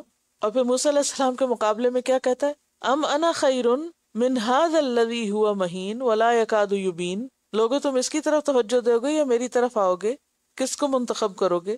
فکذب وعصا ثم ادبر یسعی فحشر فنادى فقال انا ربکم الاعلی. نتیجہ کیا ہوا؟ فاخذہ اللہ نکال الآخرة والأولی، پکڑ لیا اس کو اللہ نے آخرت اور دنیا کے عذاب میں. نکال کہتے ہیں عذاب کو، نون کاف لام سے. پیچھے آپ پڑھ چکے تھے نا انکالا و جہیما، تو نکل کہتے ہیں وہ چیز جس سے کسی کو سزا دی جائے، اسی سے تنکیلا بھی ہے. فاخذہ اللہ نکال الآخرہ، پہلے آخرت کی بات کی، والاولی، اور پھر دنیا کی بات کی، کیونکہ دنیا کی پکڑ چھوٹی ہے، آخرت کی پکڑ بڑی ہے. دنیا میں کیسے پکڑا اللہ نے اس کو؟ غرق کر دیا. تو یہ نکال کیا ہے پھر؟ عذاب غرق. اور نکال کہتے ہیں عبرتناک عذاب کو بھی، ایسی سزا جسے دیکھ کے دوسرے سبق پکڑے. فَأَخَذَهُ اللَّهُ نَكَالَ الْآخِرَةِ وَالْأُولَى. اور یہ ایک حقیقت ہے کہ یہ ڈراوے اور یہ نشانیاں اور یہ معجزات سرکش لوگوں کو یہ سب فائدہ نہیں دیتے. وَمَا تُغْنِ الْآيَاتُ وَالنُّذُرُ عَنْ قَوْمٍ لَا يُؤْمِنُونَ، جو ماننا نہ چاہے ان کو یہ سب چیزیں فائدہ نہیں دیتی، خواہ پیغام کسی طرح بھی پہنچایا جائے. اور سورۃ طٰہٰ میں آپ نے پڑھا کہ اللہ سبحانہ وتعالیٰ نے موسیٰ علیہ السلام کو خاص ہدایت دے کر بھیجا تھا. فَقُولَا لَهُ قَوْلًا لَيِّنًا لَعَلَّهُ يَتَذَكَّرُ أَوْ يَخْشَىٰ، کہ اس سے نرمی سے بات کرنا تاکہ یہ نصیحت حاصل کرے، سمجھ جائے، ہو سکتا ہے پلٹ آئے، لیکن کوئی چیز کام نہ آئی. إِنَّ فِي ذَلِكَ لَعِبْرَةً لِمَن يَخْشَىٰ، بے شک اس واقعے میں البتہ عبرت ہے، نصیحت ہے، لمن یخشیٰ، ہر اس شخص کے لیے جو ڈرتا ہو. کس سے؟ اللہ سے. اور اللہ کی خشیت کس سے آتی ہے؟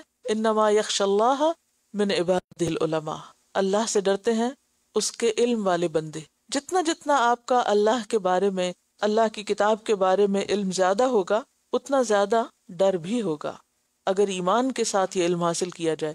ہاں ایمان نہ ہو تو پھر علم فائدہ نہیں دیتا، وہ انسان کے لیے الٹا وبال بنتا ہے.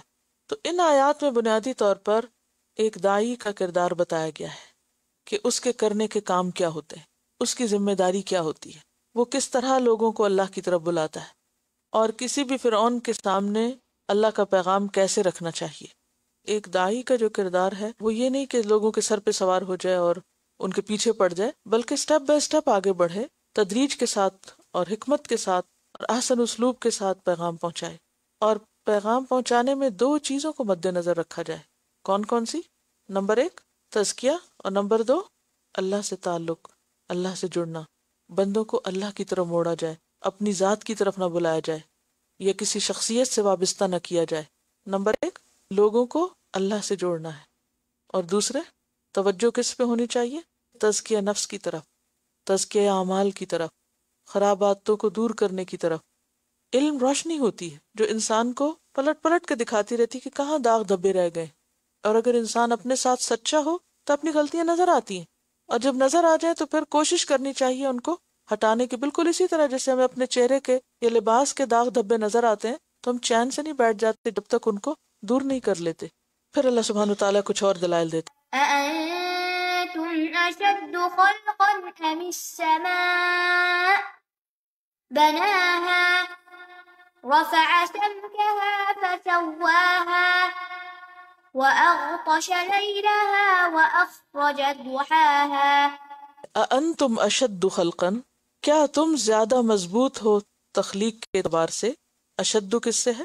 شدید سے، اور شدید کس کو کہتے ہیں؟ مضبوط کو.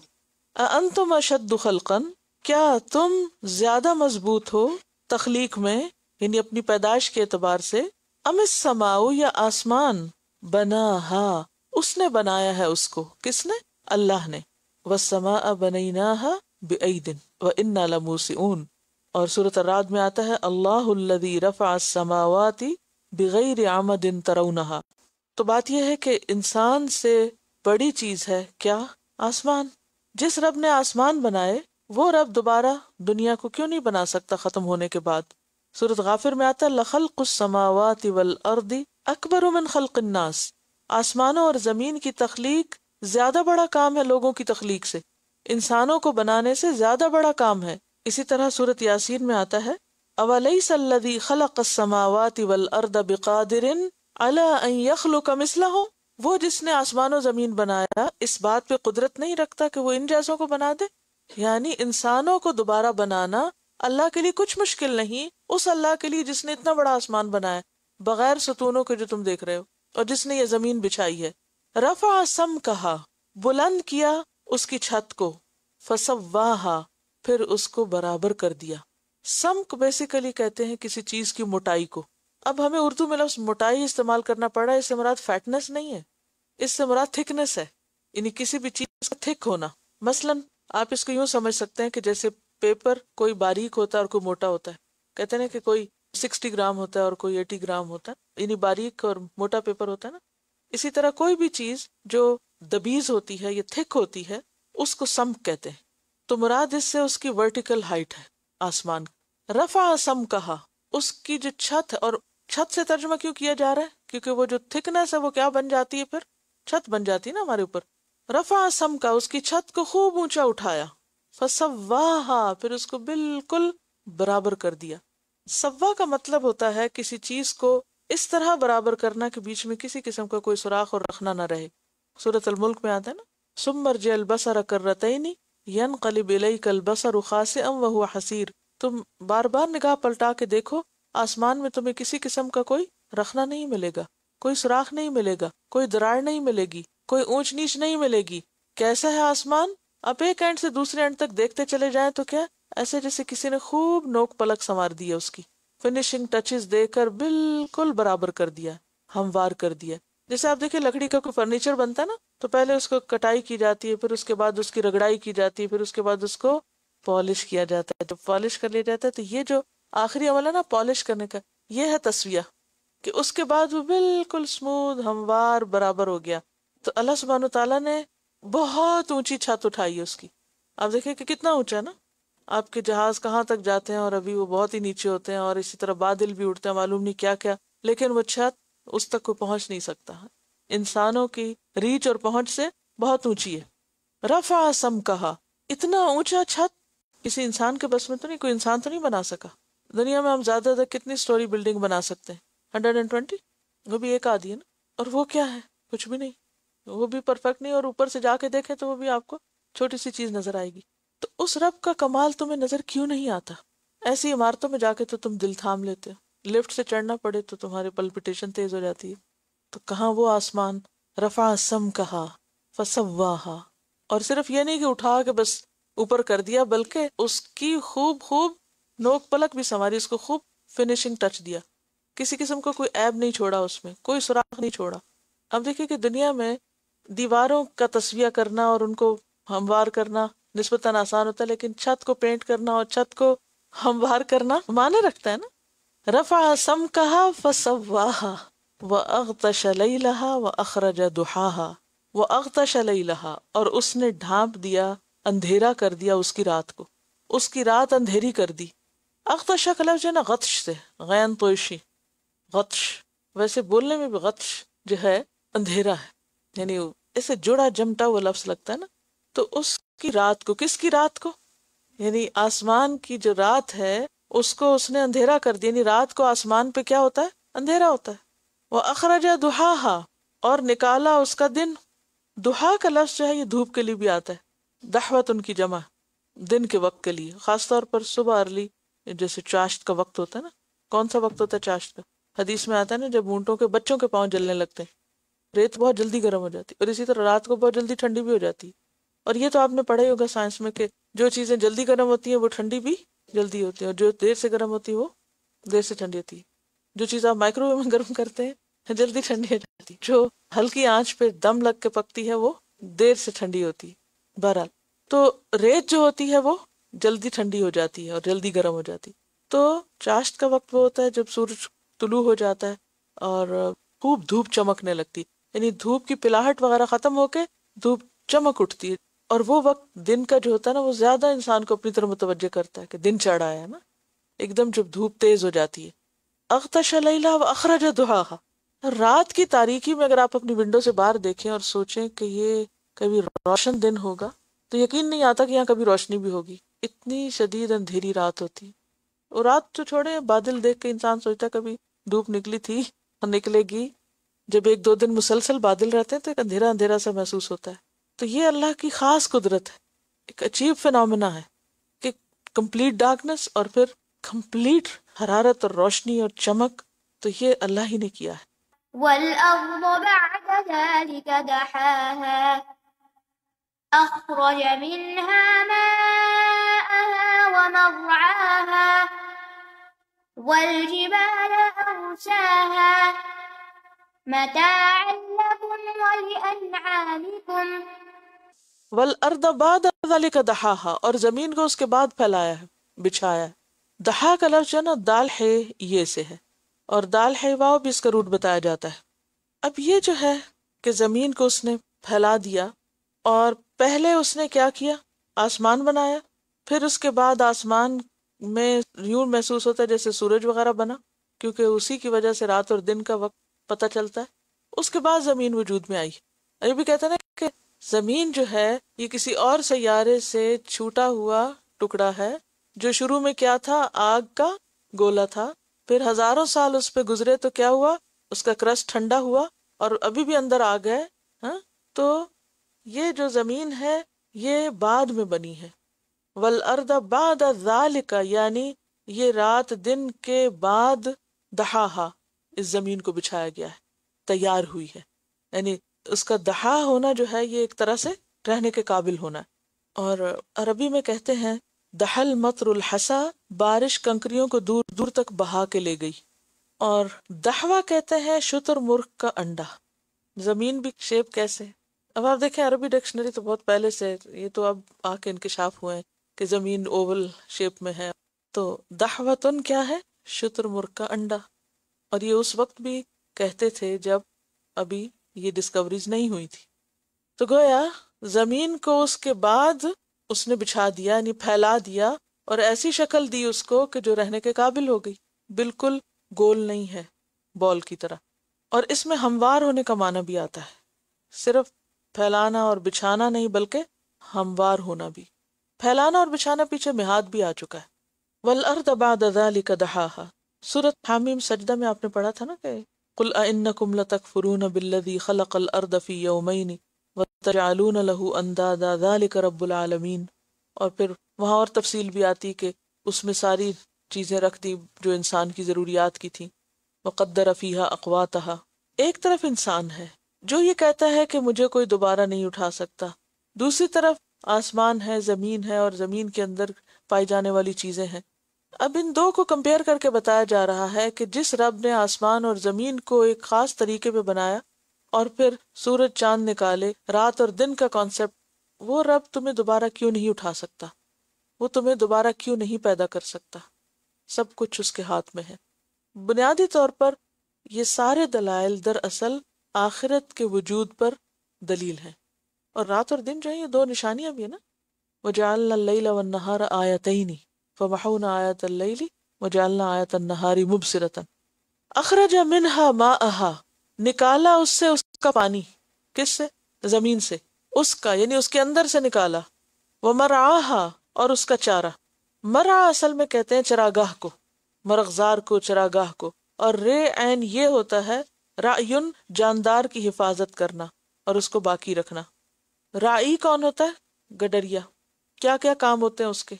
وہ بکریوں کو کھلاتا بھی ہے، ان کی حفاظت بھی کرتا ہے بھیڑیے سے، اور ان کے چرنے کی جگہ جو ہے اس کو بھی تلاش کرتا ہے اور ان کو پراپر کھانے پینے کا اور صحیح جگہ پر لے جا کر ان کی ضروریات کو پورا کرتا ہے. تو اخرج منہا ماءہا ومرعاہا، اس نے اس زمین سے پانی بھی نکالا اور گھاس چارہ بھی نکالا، یعنی خوراک نکالی. والجبال ارساہا، اور پہاڑوں کو اس نے گاڑ دیا. ارسا یرسی، ارسا کا کیا معنی ہوتا ہے؟ لنگر ڈالنا. آپ کو یہ تو پتہ ہے کہ لنگر ڈالنا کیا ہوتا ہے؟ یا ویسے ہی میں بولتی رہتی ہوں اور آپ کہہ دیتے ہیں ہاں ٹھیک ہے، یہ سنا ہوا ہم نے لنگر ڈالنا.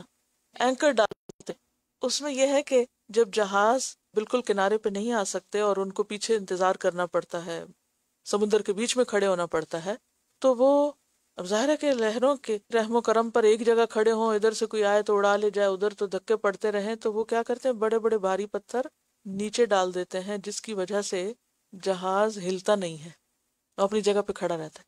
اس کو کہتے ہیں لنگر ڈالنا، یعنی پانی کے اندر ڈال دینا تاکہ وہ جہاز وہاں ٹک جائے. پہاڑ زمین کے لیے کیا ہے؟ ایسے ہی ہیں جیسے وہ بھاری بوجھ کے پتھر ڈالے ہوئے ہیں اس کشتی کے لیے کہ یہ ہلے جلے نہیں. ان تمید بکم والجبال ارساہا، پہاڑوں کو اس نے زمین کے اندر گاڑا ہے، لنگر کی طرح ڈالا ہے، اور اس کا ایک سرا اوپر بھی ہوتا ہے. متاعا لکم ولانعامکم، فائدے کی چیز تمہارے لیے اور تمہارے مویشیوں کے لیے، جانوروں کے لیے. کیا چیز تمہارے لیے اور تمہارے مویشیوں کے لیے؟ زمین، اور اس پہ پہاڑوں پہ بھی چرتے ہیں. آپ نے دیکھا ہوگا پہاڑ دوہرے کام کرتے ہیں، ایک تو زمین کے لیے کیل ہے اور دوسرے ان کے اوپر کیا ہے؟ خوراک اور چارہ اور درخت اور گھاس وغیرہ کے جو جانوروں کے استعمال میں آتے ہیں، اور ان سے انسان بھی فائدہ اٹھاتے ہیں. اور پہاڑوں کے اندر بھی ایسی بہت سی چیزیں ہیں جو انسان کے لیے متاع کا کام دیتی ہیں. پہاڑ جو ہے ملٹی پرپز ہیں. پہاڑ صرف اس لیے نہیں ہے کہ وہ زمین کو سہارا دے رہے ہیں، پہاڑوں کے اندر بہت سے خزانے بھی اللہ نے چھپا کے رکھے ہوئے ہیں. والجبال ارساہا متاعا لکم ولانعامکم، اور اس ساری زمین کو انسانوں کے رہنے کے قابل بنایا. زمین کے علاوہ کتنے اور زیادہ پلانٹس ہیں جو سائز میں اور مختلف چیزوں میں زمین سے بہت بڑے ہیں لیکن رہنے کے قابل نہیں ہیں. پہلے تو شاید انسان زمین کی اتنی قدر نہ کرتا، لیکن جب سے یہ سمجھ میں آیا ہے کہ لائف زمین پر ہی پاسبل ہے اور یہ ساری چیزیں ہمارے فائدے کی ہیں، تو واقعی ایک شکر گزاری کی کیفیت پیدا ہوتی ہے. ہو سکتا ہے کہ اور پلانٹس کے اندر پانی ہو، لیکن ہمارے پانی کو اللہ نے باہر نکال دیا. اخرج منہا ماءہا، اس کا پانی اس کے باہر لے آیا. اور پانی کا ایسی ریچ میں ہونا کہ وہ باہر آ سکے اور انسان اس سے فائدہ اٹھا سکے اور زندہ رہ سکے، یہ بھی اللہ کی بہت بڑی رحمت ہے. اور پھر بہت سے مرغزار اور جنگل ایسے ہیں جن پہ جانور چرتے ہیں یا ان میں رہتے ہیں، انسانوں نے نہیں اگائے، قدرتی. وہ کس نے بیج ڈالے، وہ کس نے بارش برسائی، کیسے کیسے جنگلات ہیں جو خود رو درخت ہیں، پودے ہیں اور طرح طرح کی جڑی بوٹیاں ہیں، اور ایسے ایسے خوبصورت ان کے مناظر. اگر آپ ان کو جا کے دیکھیں تو حیرانی ہوتی ہے کہ جیسے باقاعدہ کسی نے ترتیب کے ساتھ کچھ پلانٹ کیا ہوا. امیزن جنگل کے بارے میں آتا ہے کہ دیکھ کر یوں لگتا ہے جیسے کسی انسان نے اسے باقاعدہ پلان کر کے پلانٹ کیا ہے. انسان نے تو نہیں کیا. اخرج منہا ماءہا ومرعاہا، یہ سب کچھ اللہ نے نکالا انسانوں کے لیے. اور یہاں آپ دیکھیے کہ یہ نہیں کہا کہ صرف تمہارے فائدے کے لیے بنائی ہے زمین، کہ تم سارے جنگل کاٹ دو یا جیسے چاہو اسے استعمال کرو. متاعا لکم ولانعامکم، اور تمہارے مویشیوں کے لیے بھی ہے، اور زمین پر جو جاندار ہیں ان کے لیے بھی ہے. تو انسان کو اپنی حدود میں رہنا چاہیے.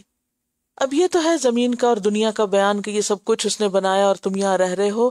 اب ان سب چیزوں کو ایک دن ختم ہونا ہے، اس کو یاد رکھ کے دنیا میں جیو. فَإِذَا جَاءَتِ الطَّامَّةُ الْكُبْرَى يَوْمَ يَتَذَكَّرُ الْإِنسَانُ مَا سَعَى. فَإِذَا جَاءَتِ الطَّامَّةُ الْكُبْرَى، فَإِذَا پھر جب جاءت آ جائے گی، الطامہ آفت مصیبت، الکبریٰ بہت بڑی. طامہ کا لفظ جو ہے یہ طا میم میم سے ہے. تم کہتے ہیں پانی سے بھرے ہوئے سمندر کو، یہ کسی چیز کا بھر جانا، بھڑکتی آگ کے لیے بھی آتا ہے. تو بنیادی طور پر طامہ ایسی مصیبت کو کہتے ہیں جو باقی سب مصیبتوں پہ چھا جائے.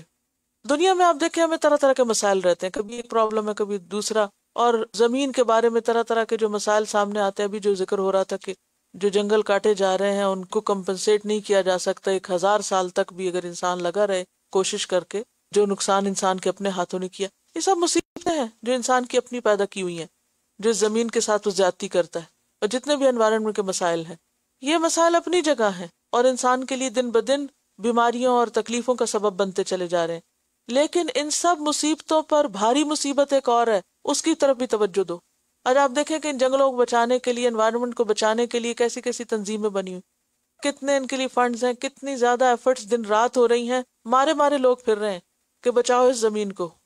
لیکن ایک ایسی مصیبت اس زمین پہ آنے والی ہے جو ان سب مصیبتوں سے بڑی ہے، اور وہ کیا ہے؟ طامۃ الکبریٰ۔ فَإِذَا جَاءَتِ الطَّامَّةُ الْكُبْرَىٰ۔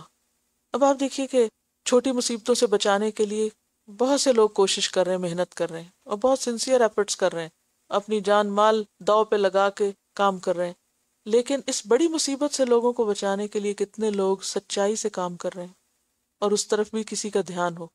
کتنی محدود سوچ ہے نا ہم انسانوں کی۔ وقتی مسائل کے لیے تو بہت سے لوگ اٹھ جاتے ہیں، لیکن اس بڑے مسئلے کے لیے کیوں نہیں اٹھتے، کیوں نہیں محنت کرتے، کیوں نہیں کوشش کرتے؟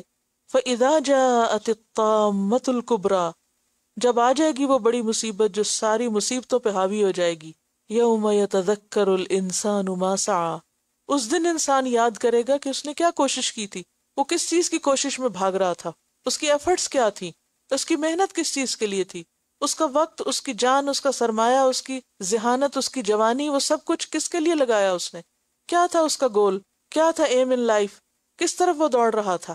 سعی کا کیا معنی ہوتا ہے؟ دوڑنا، بھاگنا، ایکٹیویٹی۔ وہ کن کاموں کے لیے ایکٹیو تھا اور ایکٹیولی ان کو کر رہا تھا، اس کی پرائرٹیز کیا تھیں، یہ آج نہیں پتا چل رہا۔ کل قیامت کے دن انسان اس کو ریویو کرے گا کہ وہ کرتا کیا رہا، اسے کرنا کیا تھا اور وہ کیا کرتا رہا۔ یوم یتذکر الانسان ما سعی، سورۃ الفجر میں آتا ہے یومئذ یتذکر الانسان وانى له الذکریٰ، اس دن انسان نصیحت پکڑے گا۔ اب نصیحت کا کیا فائدہ؟ اب اگر خیال آ بھی گیا کہ ہم نے غلط کیا، ہمیں اس دن کے لیے بھی کچھ کرنا تھا، تو اس دن تو کوئی کچھ نہیں کر سکے گا۔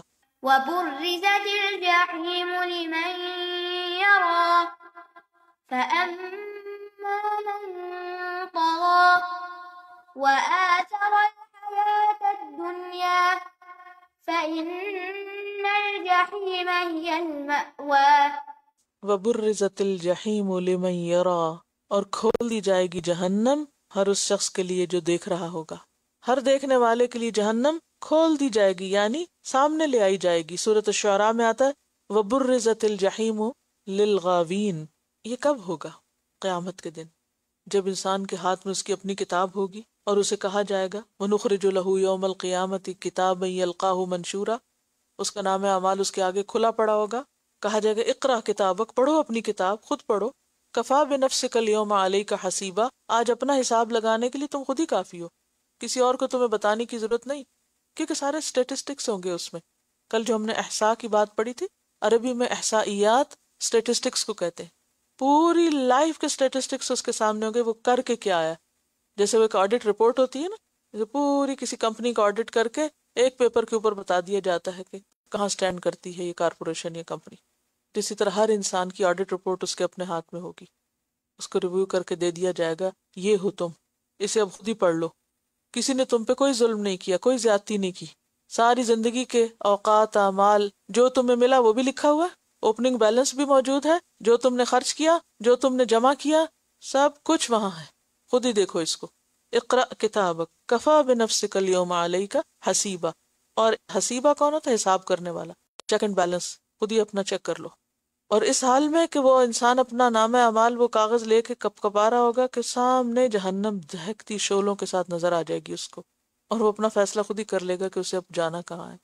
فَأَمَّا مَنْ طَغَىٰ، تو جس نے بھی سرکشی کی، جیسے فرعون کے لیے لفظ ہے نا طغیٰ، اور اس کے بعد جس کسی نے بھی ایسا کیا، اپنے آپ کو بڑی چیز سمجھا، تکبر کا شکار رہا، وَآثَرَ الْحَيَاةَ الدُّنْيَا، اور اس نے دنیا کی زندگی کو ترجیح دی، پریفر کیا، آثر یؤثر ایثار ویؤثرون علی انفسہم ولو کان بہم خصاصہ، پیچھے پڑھ چکے ہیں آپ یہ لفظ۔ تو اثر کا کیا مطلب ہوتا ہے؟ ترجیح دینا۔ جس نے دنیا کی زندگی کو اپنی پرائرٹی بنائے رکھا، دنیا کی کامیابی کامیابی، دنیا کی ناکامی ناکامی، ہر وقت دنیا دنیا دنیا کا فکر، اور آخرت بھولی رہی اس کو، فإن الجحیم ہی المأویٰ، تو جہنم اس کا ٹھکانہ ہوگی۔ کیوں؟ اس لیے کہ اس کو آخرت کی فکر ہی نہیں تھی، لہٰذا اس کے لیے کچھ کیا ہی نہیں اس نے۔ انسان وہی کرتا نا جو اس کے ذہن میں ہوتا ہے، اس کے دل میں جس چیز کا غم اور فکر ہوتی۔ ہمارے دل میں اگر دنیا کی اہمیت ہے، دنیا کا غم فکر ہے، تو اسی کے لیے بھاگیں گے، اور آخرت کا ہے تو خواہ دنیا کے لیے کچھ کریں مگر دھیان وہی لگا رہے گا کہ واپس جانا ہے. فَإِنَّ الْجَحِيمَ هِيَ الْمَأْوَى، اور مأوا کس سے آوا، یوں بھی ایوا یعنی مستقر ٹھکانہ. وَأَمَّا مَنْ خَافَ مَقَامَ رَبِّهِ وَنَهَى النَّفْسَ عَنِ الْهَوَى فَإِنَّ الْجَنَّةَ هِيَ الْمَأْوَى. وَأَمَّا مَنْ خَافَ مَقَامَ رَبِّهِ، اور لیکن وہ جو ڈرا اپنے رب کے سامنے کھڑے ہونے سے. وہ جو روز قیامت کیا ہوگا اس میں آپ نے سنا ہوگا اور پڑھا بھی ہوگا قیامت کے بیان میں کہ ہر انسان اپنے رب کے سامنے جا کر کھڑا ہوگا، اس حال میں کہ اس کے دائیں ہاتھ میں اس کے نیک اعمال اور بائیں میں برے اعمال، اور جہنم سامنے دہک رہی ہوگی. اس موقع پر آپ نے فرمایا تھا اے لوگو اس آگ سے بچنے کی فکر کرو، خواہ کھجور کا آدھا ٹکڑا ہی کیوں نہ دو. یعنی اگر تمہارے پاس بہت نہیں، ایک کھجور ہے تو آدھی کھا رہے ہو تو آدھی اللہ کے راستے میں دو. یعنی کچھ ہی کرو، منیمم بھی ہے تو بھی کچھ کرو، کوئی عذر نہیں. تو جو اپنے رب کے سامنے کھڑے ہونے سے ڈرے کہ مجھے وہاں جا کے کھڑے ہونا ہے، اور یہ حقیقت ہے. وَنَهَى النَّفْسَ عَنِ الْهَوَى، اور روک لیا اس نے اپنے نفس کو خواہشات سے. ہوا کس کو کہتے ہیں؟ خواہش نفس کو، دل کی باتیں، دل کی مرضی جو غلط طرف لے جانے والی ہو. نفس لوامہ کی آواز سن لی جس نے. وَإِنَّ الْجَنَّةَ هِيَ الْمَأْوَى، تو جنت یقیناً اس کا ٹھکانہ ہوگی. حضرت ابو ہریرہ نے روایت کیا ہے کہ رسول اللہ صلی اللہ علیہ وسلم نے فرمایا دوزخ خواہشات نفس سے ڈھکی ہوئی ہے، اور مسلم کی روایت میں آتا ہے گھری ہوئی ہے. حفت الجنت بالمکارہ وحفت النار بالشہوات. نار یعنی آگ، حفت گھری ہوئی ہے کس سے؟ بالشہوات، خواہشات نفس سے. اور جنت ناپسندیدہ چیزوں سے ڈھکی ہوئی ہے. جنت میں پہنچنے کے لیے ساری ان باتوں کو کرنا ہوگا جو ہمارے دل کو اچھی نہیں لگتی، اور وہ کرنی ضروری ہے. ان کو جب تک کراس نہیں کریں گے تو اصل منزل تک نہیں پہنچ سکیں گے. اچھا ہم کس چیز کو پریفر کرتے ہیں، ہم کیا ترجیح دیتے ہیں، کیا کام کرنا چاہتے ہیں؟ جو ہماری مرضی ہو، جو ہمیں اچھا لگے، جس میں ہمارا دل لگے، خواہ وہ بیکار ہو. آخرت میں کسی کام کرنے کے ہم اس کو انجوائے کرتے ہیں، اور پھر ہم طرح طرح کے عذر بہانے کرتے ہیں نہیں ہماری انسٹنکٹ میں ہے یہ، اور اللہ نے ہمیں بنایا ہی ایسا ہے، اور ہم ایسے ہی ہیں بس، اور یہی ہمیں کرنا ہے. چاہے بیکار سے بیکار کاموں میں لوگ لگے رہے، مشغلے جن کا کوئی فائدہ نہ دنیا میں نہ آخرت میں، ٹائم کل کرتے رہتے ہیں، وقت ضائع کرتے رہتے ہیں، اور اس زندگی کی قدر نہیں کرتے. دیکھیں اگر واقعی انسان اللہ سے ڈرتا ہو نا، اس کو فکر ہو کہ اللہ کے سامنے کھڑے ہونا ہے، کتنی دفعہ اپنے آپ کو، اپنی ایروگنس کو، اپنی سرکشی کو، کتنی چیزوں کو کرب کرنا پڑتا ہے، کتنی چیزوں کو انسان کو پیچھے پھینکنا پڑتا ہے کہ نہیں کوئی غلط کرتا تو میرے پاس جواز نہیں غلط کرنے کا، کوئی میرے ساتھ برا ہے تو مجھے نہیں کرنا ایسے، حرام حرام ہے، حلال حلال ہے، جائز جائز ہے، ناجائز ناجائز ہے، مجھے اس لیے نہیں کرنا کہ کسی نے میرے لیے اس کو جائز کر دیا. ویسے بھی کہا جائے گا نا ادخلوا الجنۃ بما کنتم تعملون، کچھ کر کے آؤ گے تو دروازے کھلیں گے. فإن الجنۃ ہی المأوی، اور یہ جو کہا گیا نا ہی المأوی، وہی بس اس کا ٹھکانہ ہے، کچھ اور نہیں. لیکن یہ کس کا ہے؟ جو خواہشات نفس کو کنٹرول کر سکے.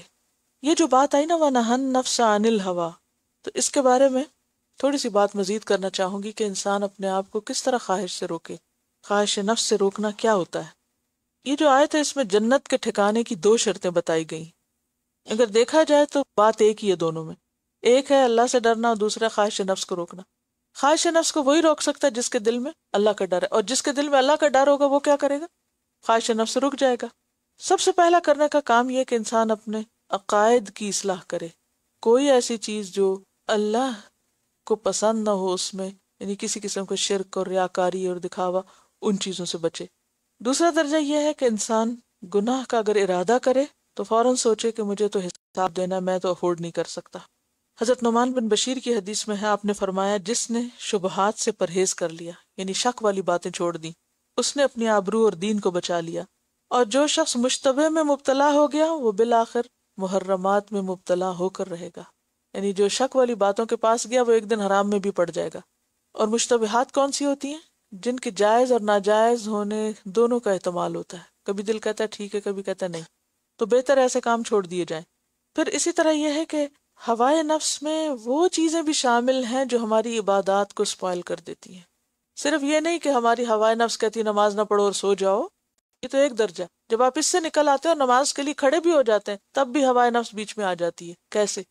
جلدی جلدی پڑھنا، اس میں کوئی خشوع و خضوع نہ ہونا، پڑھ کر اپنے آپ کو بڑا نیک سمجھنے لگنا، عجب کا شکار ہو جانا، جو نہ پڑھ رہا ہو اس کے مقابلے میں خود کو بڑی اعلیٰ چیز تصور کرنا. اور اس پر وقت بے وقت کی تنقید کرنا۔ حضرت یعقوب کرخی فرماتے ہیں کہ میں اپنی ابتدائی عمر میں نجار تھا۔ نجار کون ہوتا ہے؟ بڑا ہی لکڑی کا کام کرنے والا، کارپینٹر کہہ لیں۔ میں نے اپنے نفس میں سستی اور باطن میں ایک قسم کی ظلمت محسوس کی، یعنی کہ اپنے اندر میں نہیں پاتا تھا کہ کوئی نیکی کا کام خوشی سے کروں۔ تو میں نے ارادہ کیا کہ کچھ دن روزے رکھ لوں، تو اس سے میرا نفس ذرا تزکیہ ہو جائے گا تاکہ غفلت اور سستی دور ہو جائے۔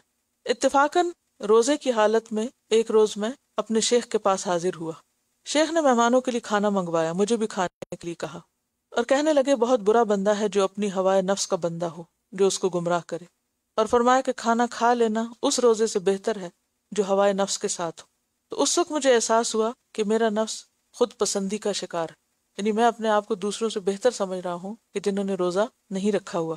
تو پھر انہوں نے ان سے پوچھا ایسی کیفیت کا علاج کیا ہے؟ انہوں نے کہا کہ استغفار کرنا۔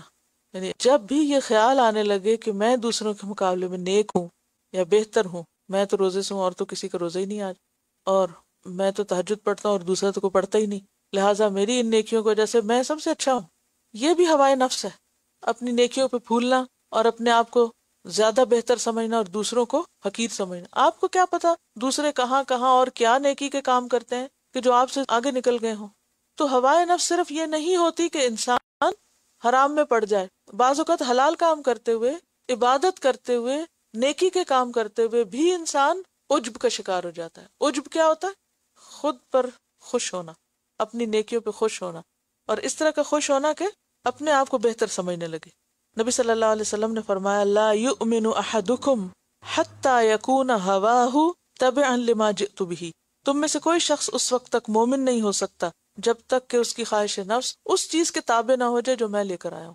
يسألونك عن الساعة أيان مرساها فيم أنت من ذكراها إلى ربك منتهاها إنما أنت منذر من يخشاها كأنهم يوم يرونها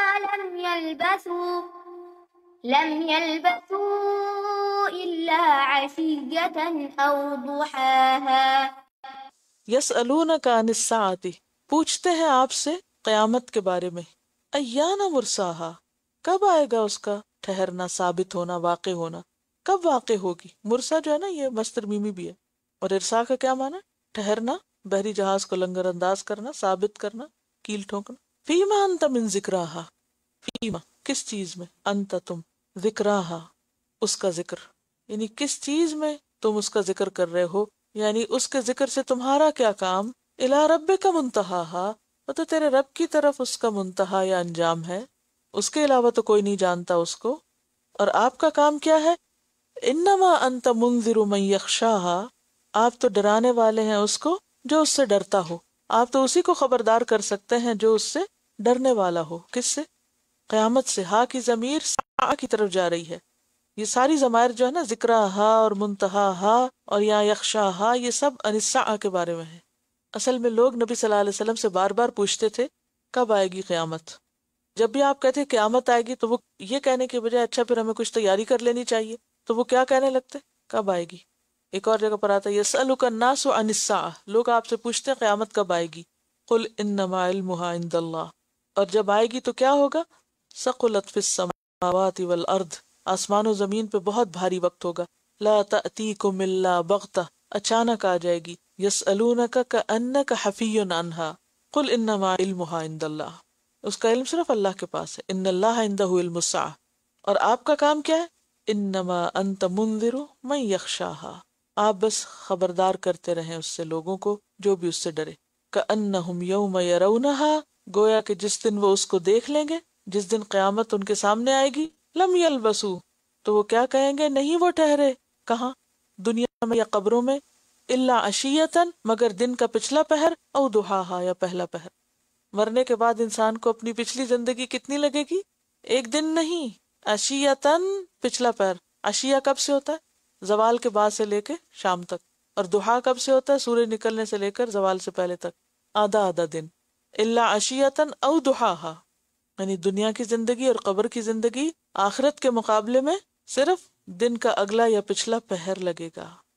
بعض جگہوں پر آتا ہے نا، لوگ کہیں گے یومن او بعد یوم، دن یا دن کا کچھ حصہ. ایک جگہ آتا ہے لبثتم الا عشرا، بس 10 دن ٹھہرے ہیں.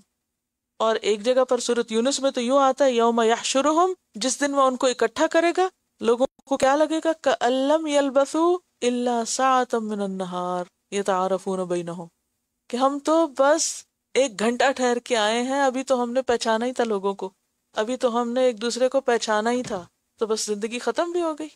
آج ہم سوچیں جتنی بھی ہم میں سے کسی کی زندگی ہے، پچھلی زندگی کی طرف توجہ کر کے کیا ہم سیٹسفائیڈ ہیں کہ جو ہمیں کرنا چاہیے تھا ہم نے کر لیا؟ نہیں نا. ابھی کہتے ہیں ابھی تو بہت کچھ کرنا ہے. ہم میں سے ہر ایک یہ کہتا ہے نا، چاہے وہ 10 سال کا یا 20 یا 30 یا 40 یا 50، ہر ایک یہ کہتا ہے ابھی تو بہت کچھ کرنے والا ہے، ابھی تو مرنے کے لیے تیار ہی نہیں ہوں میں، ابھی تو اللہ بہت کچھ کرنا ہے. بس ساری زندگی ایسی گزر جاتی ہے، ابھی تو بہت کچھ کرنا ہے، جی کب جی نہیں بھرتا، ابھی تو بہت کچھ کرنا ہے. لیکن کب کریں گے؟ کب کریں گے؟ فرصت نہیں ہے نا ہمیں ابھی. کب ہوگی؟ ابھی ٹائم نہیں ہے، ابھی بہت مصروف. کب ہوگا ٹائم؟ ایسے ہی نہ ہاتھ سے نکل جائے سب کچھ. اور کرنے کا کام کیا ہے؟ اپنا تزکیہ اور دعوت اللہ، لوگوں کو اللہ کی طرف بلانا، اور باقی دنیا کے کام سب ساتھ ساتھ ہوتے ہی رہتے. آج کے لیے اتنا ہی کافی ہے. وآخر دعوانا ان الحمد للہ رب العالمین. سبحانک اللہم و بحمدک، اشہد ان لا الہ الا انت، استغفرک و اتوب الیک. السلام علیکم و رحمۃ اللہ وبرکاتہ.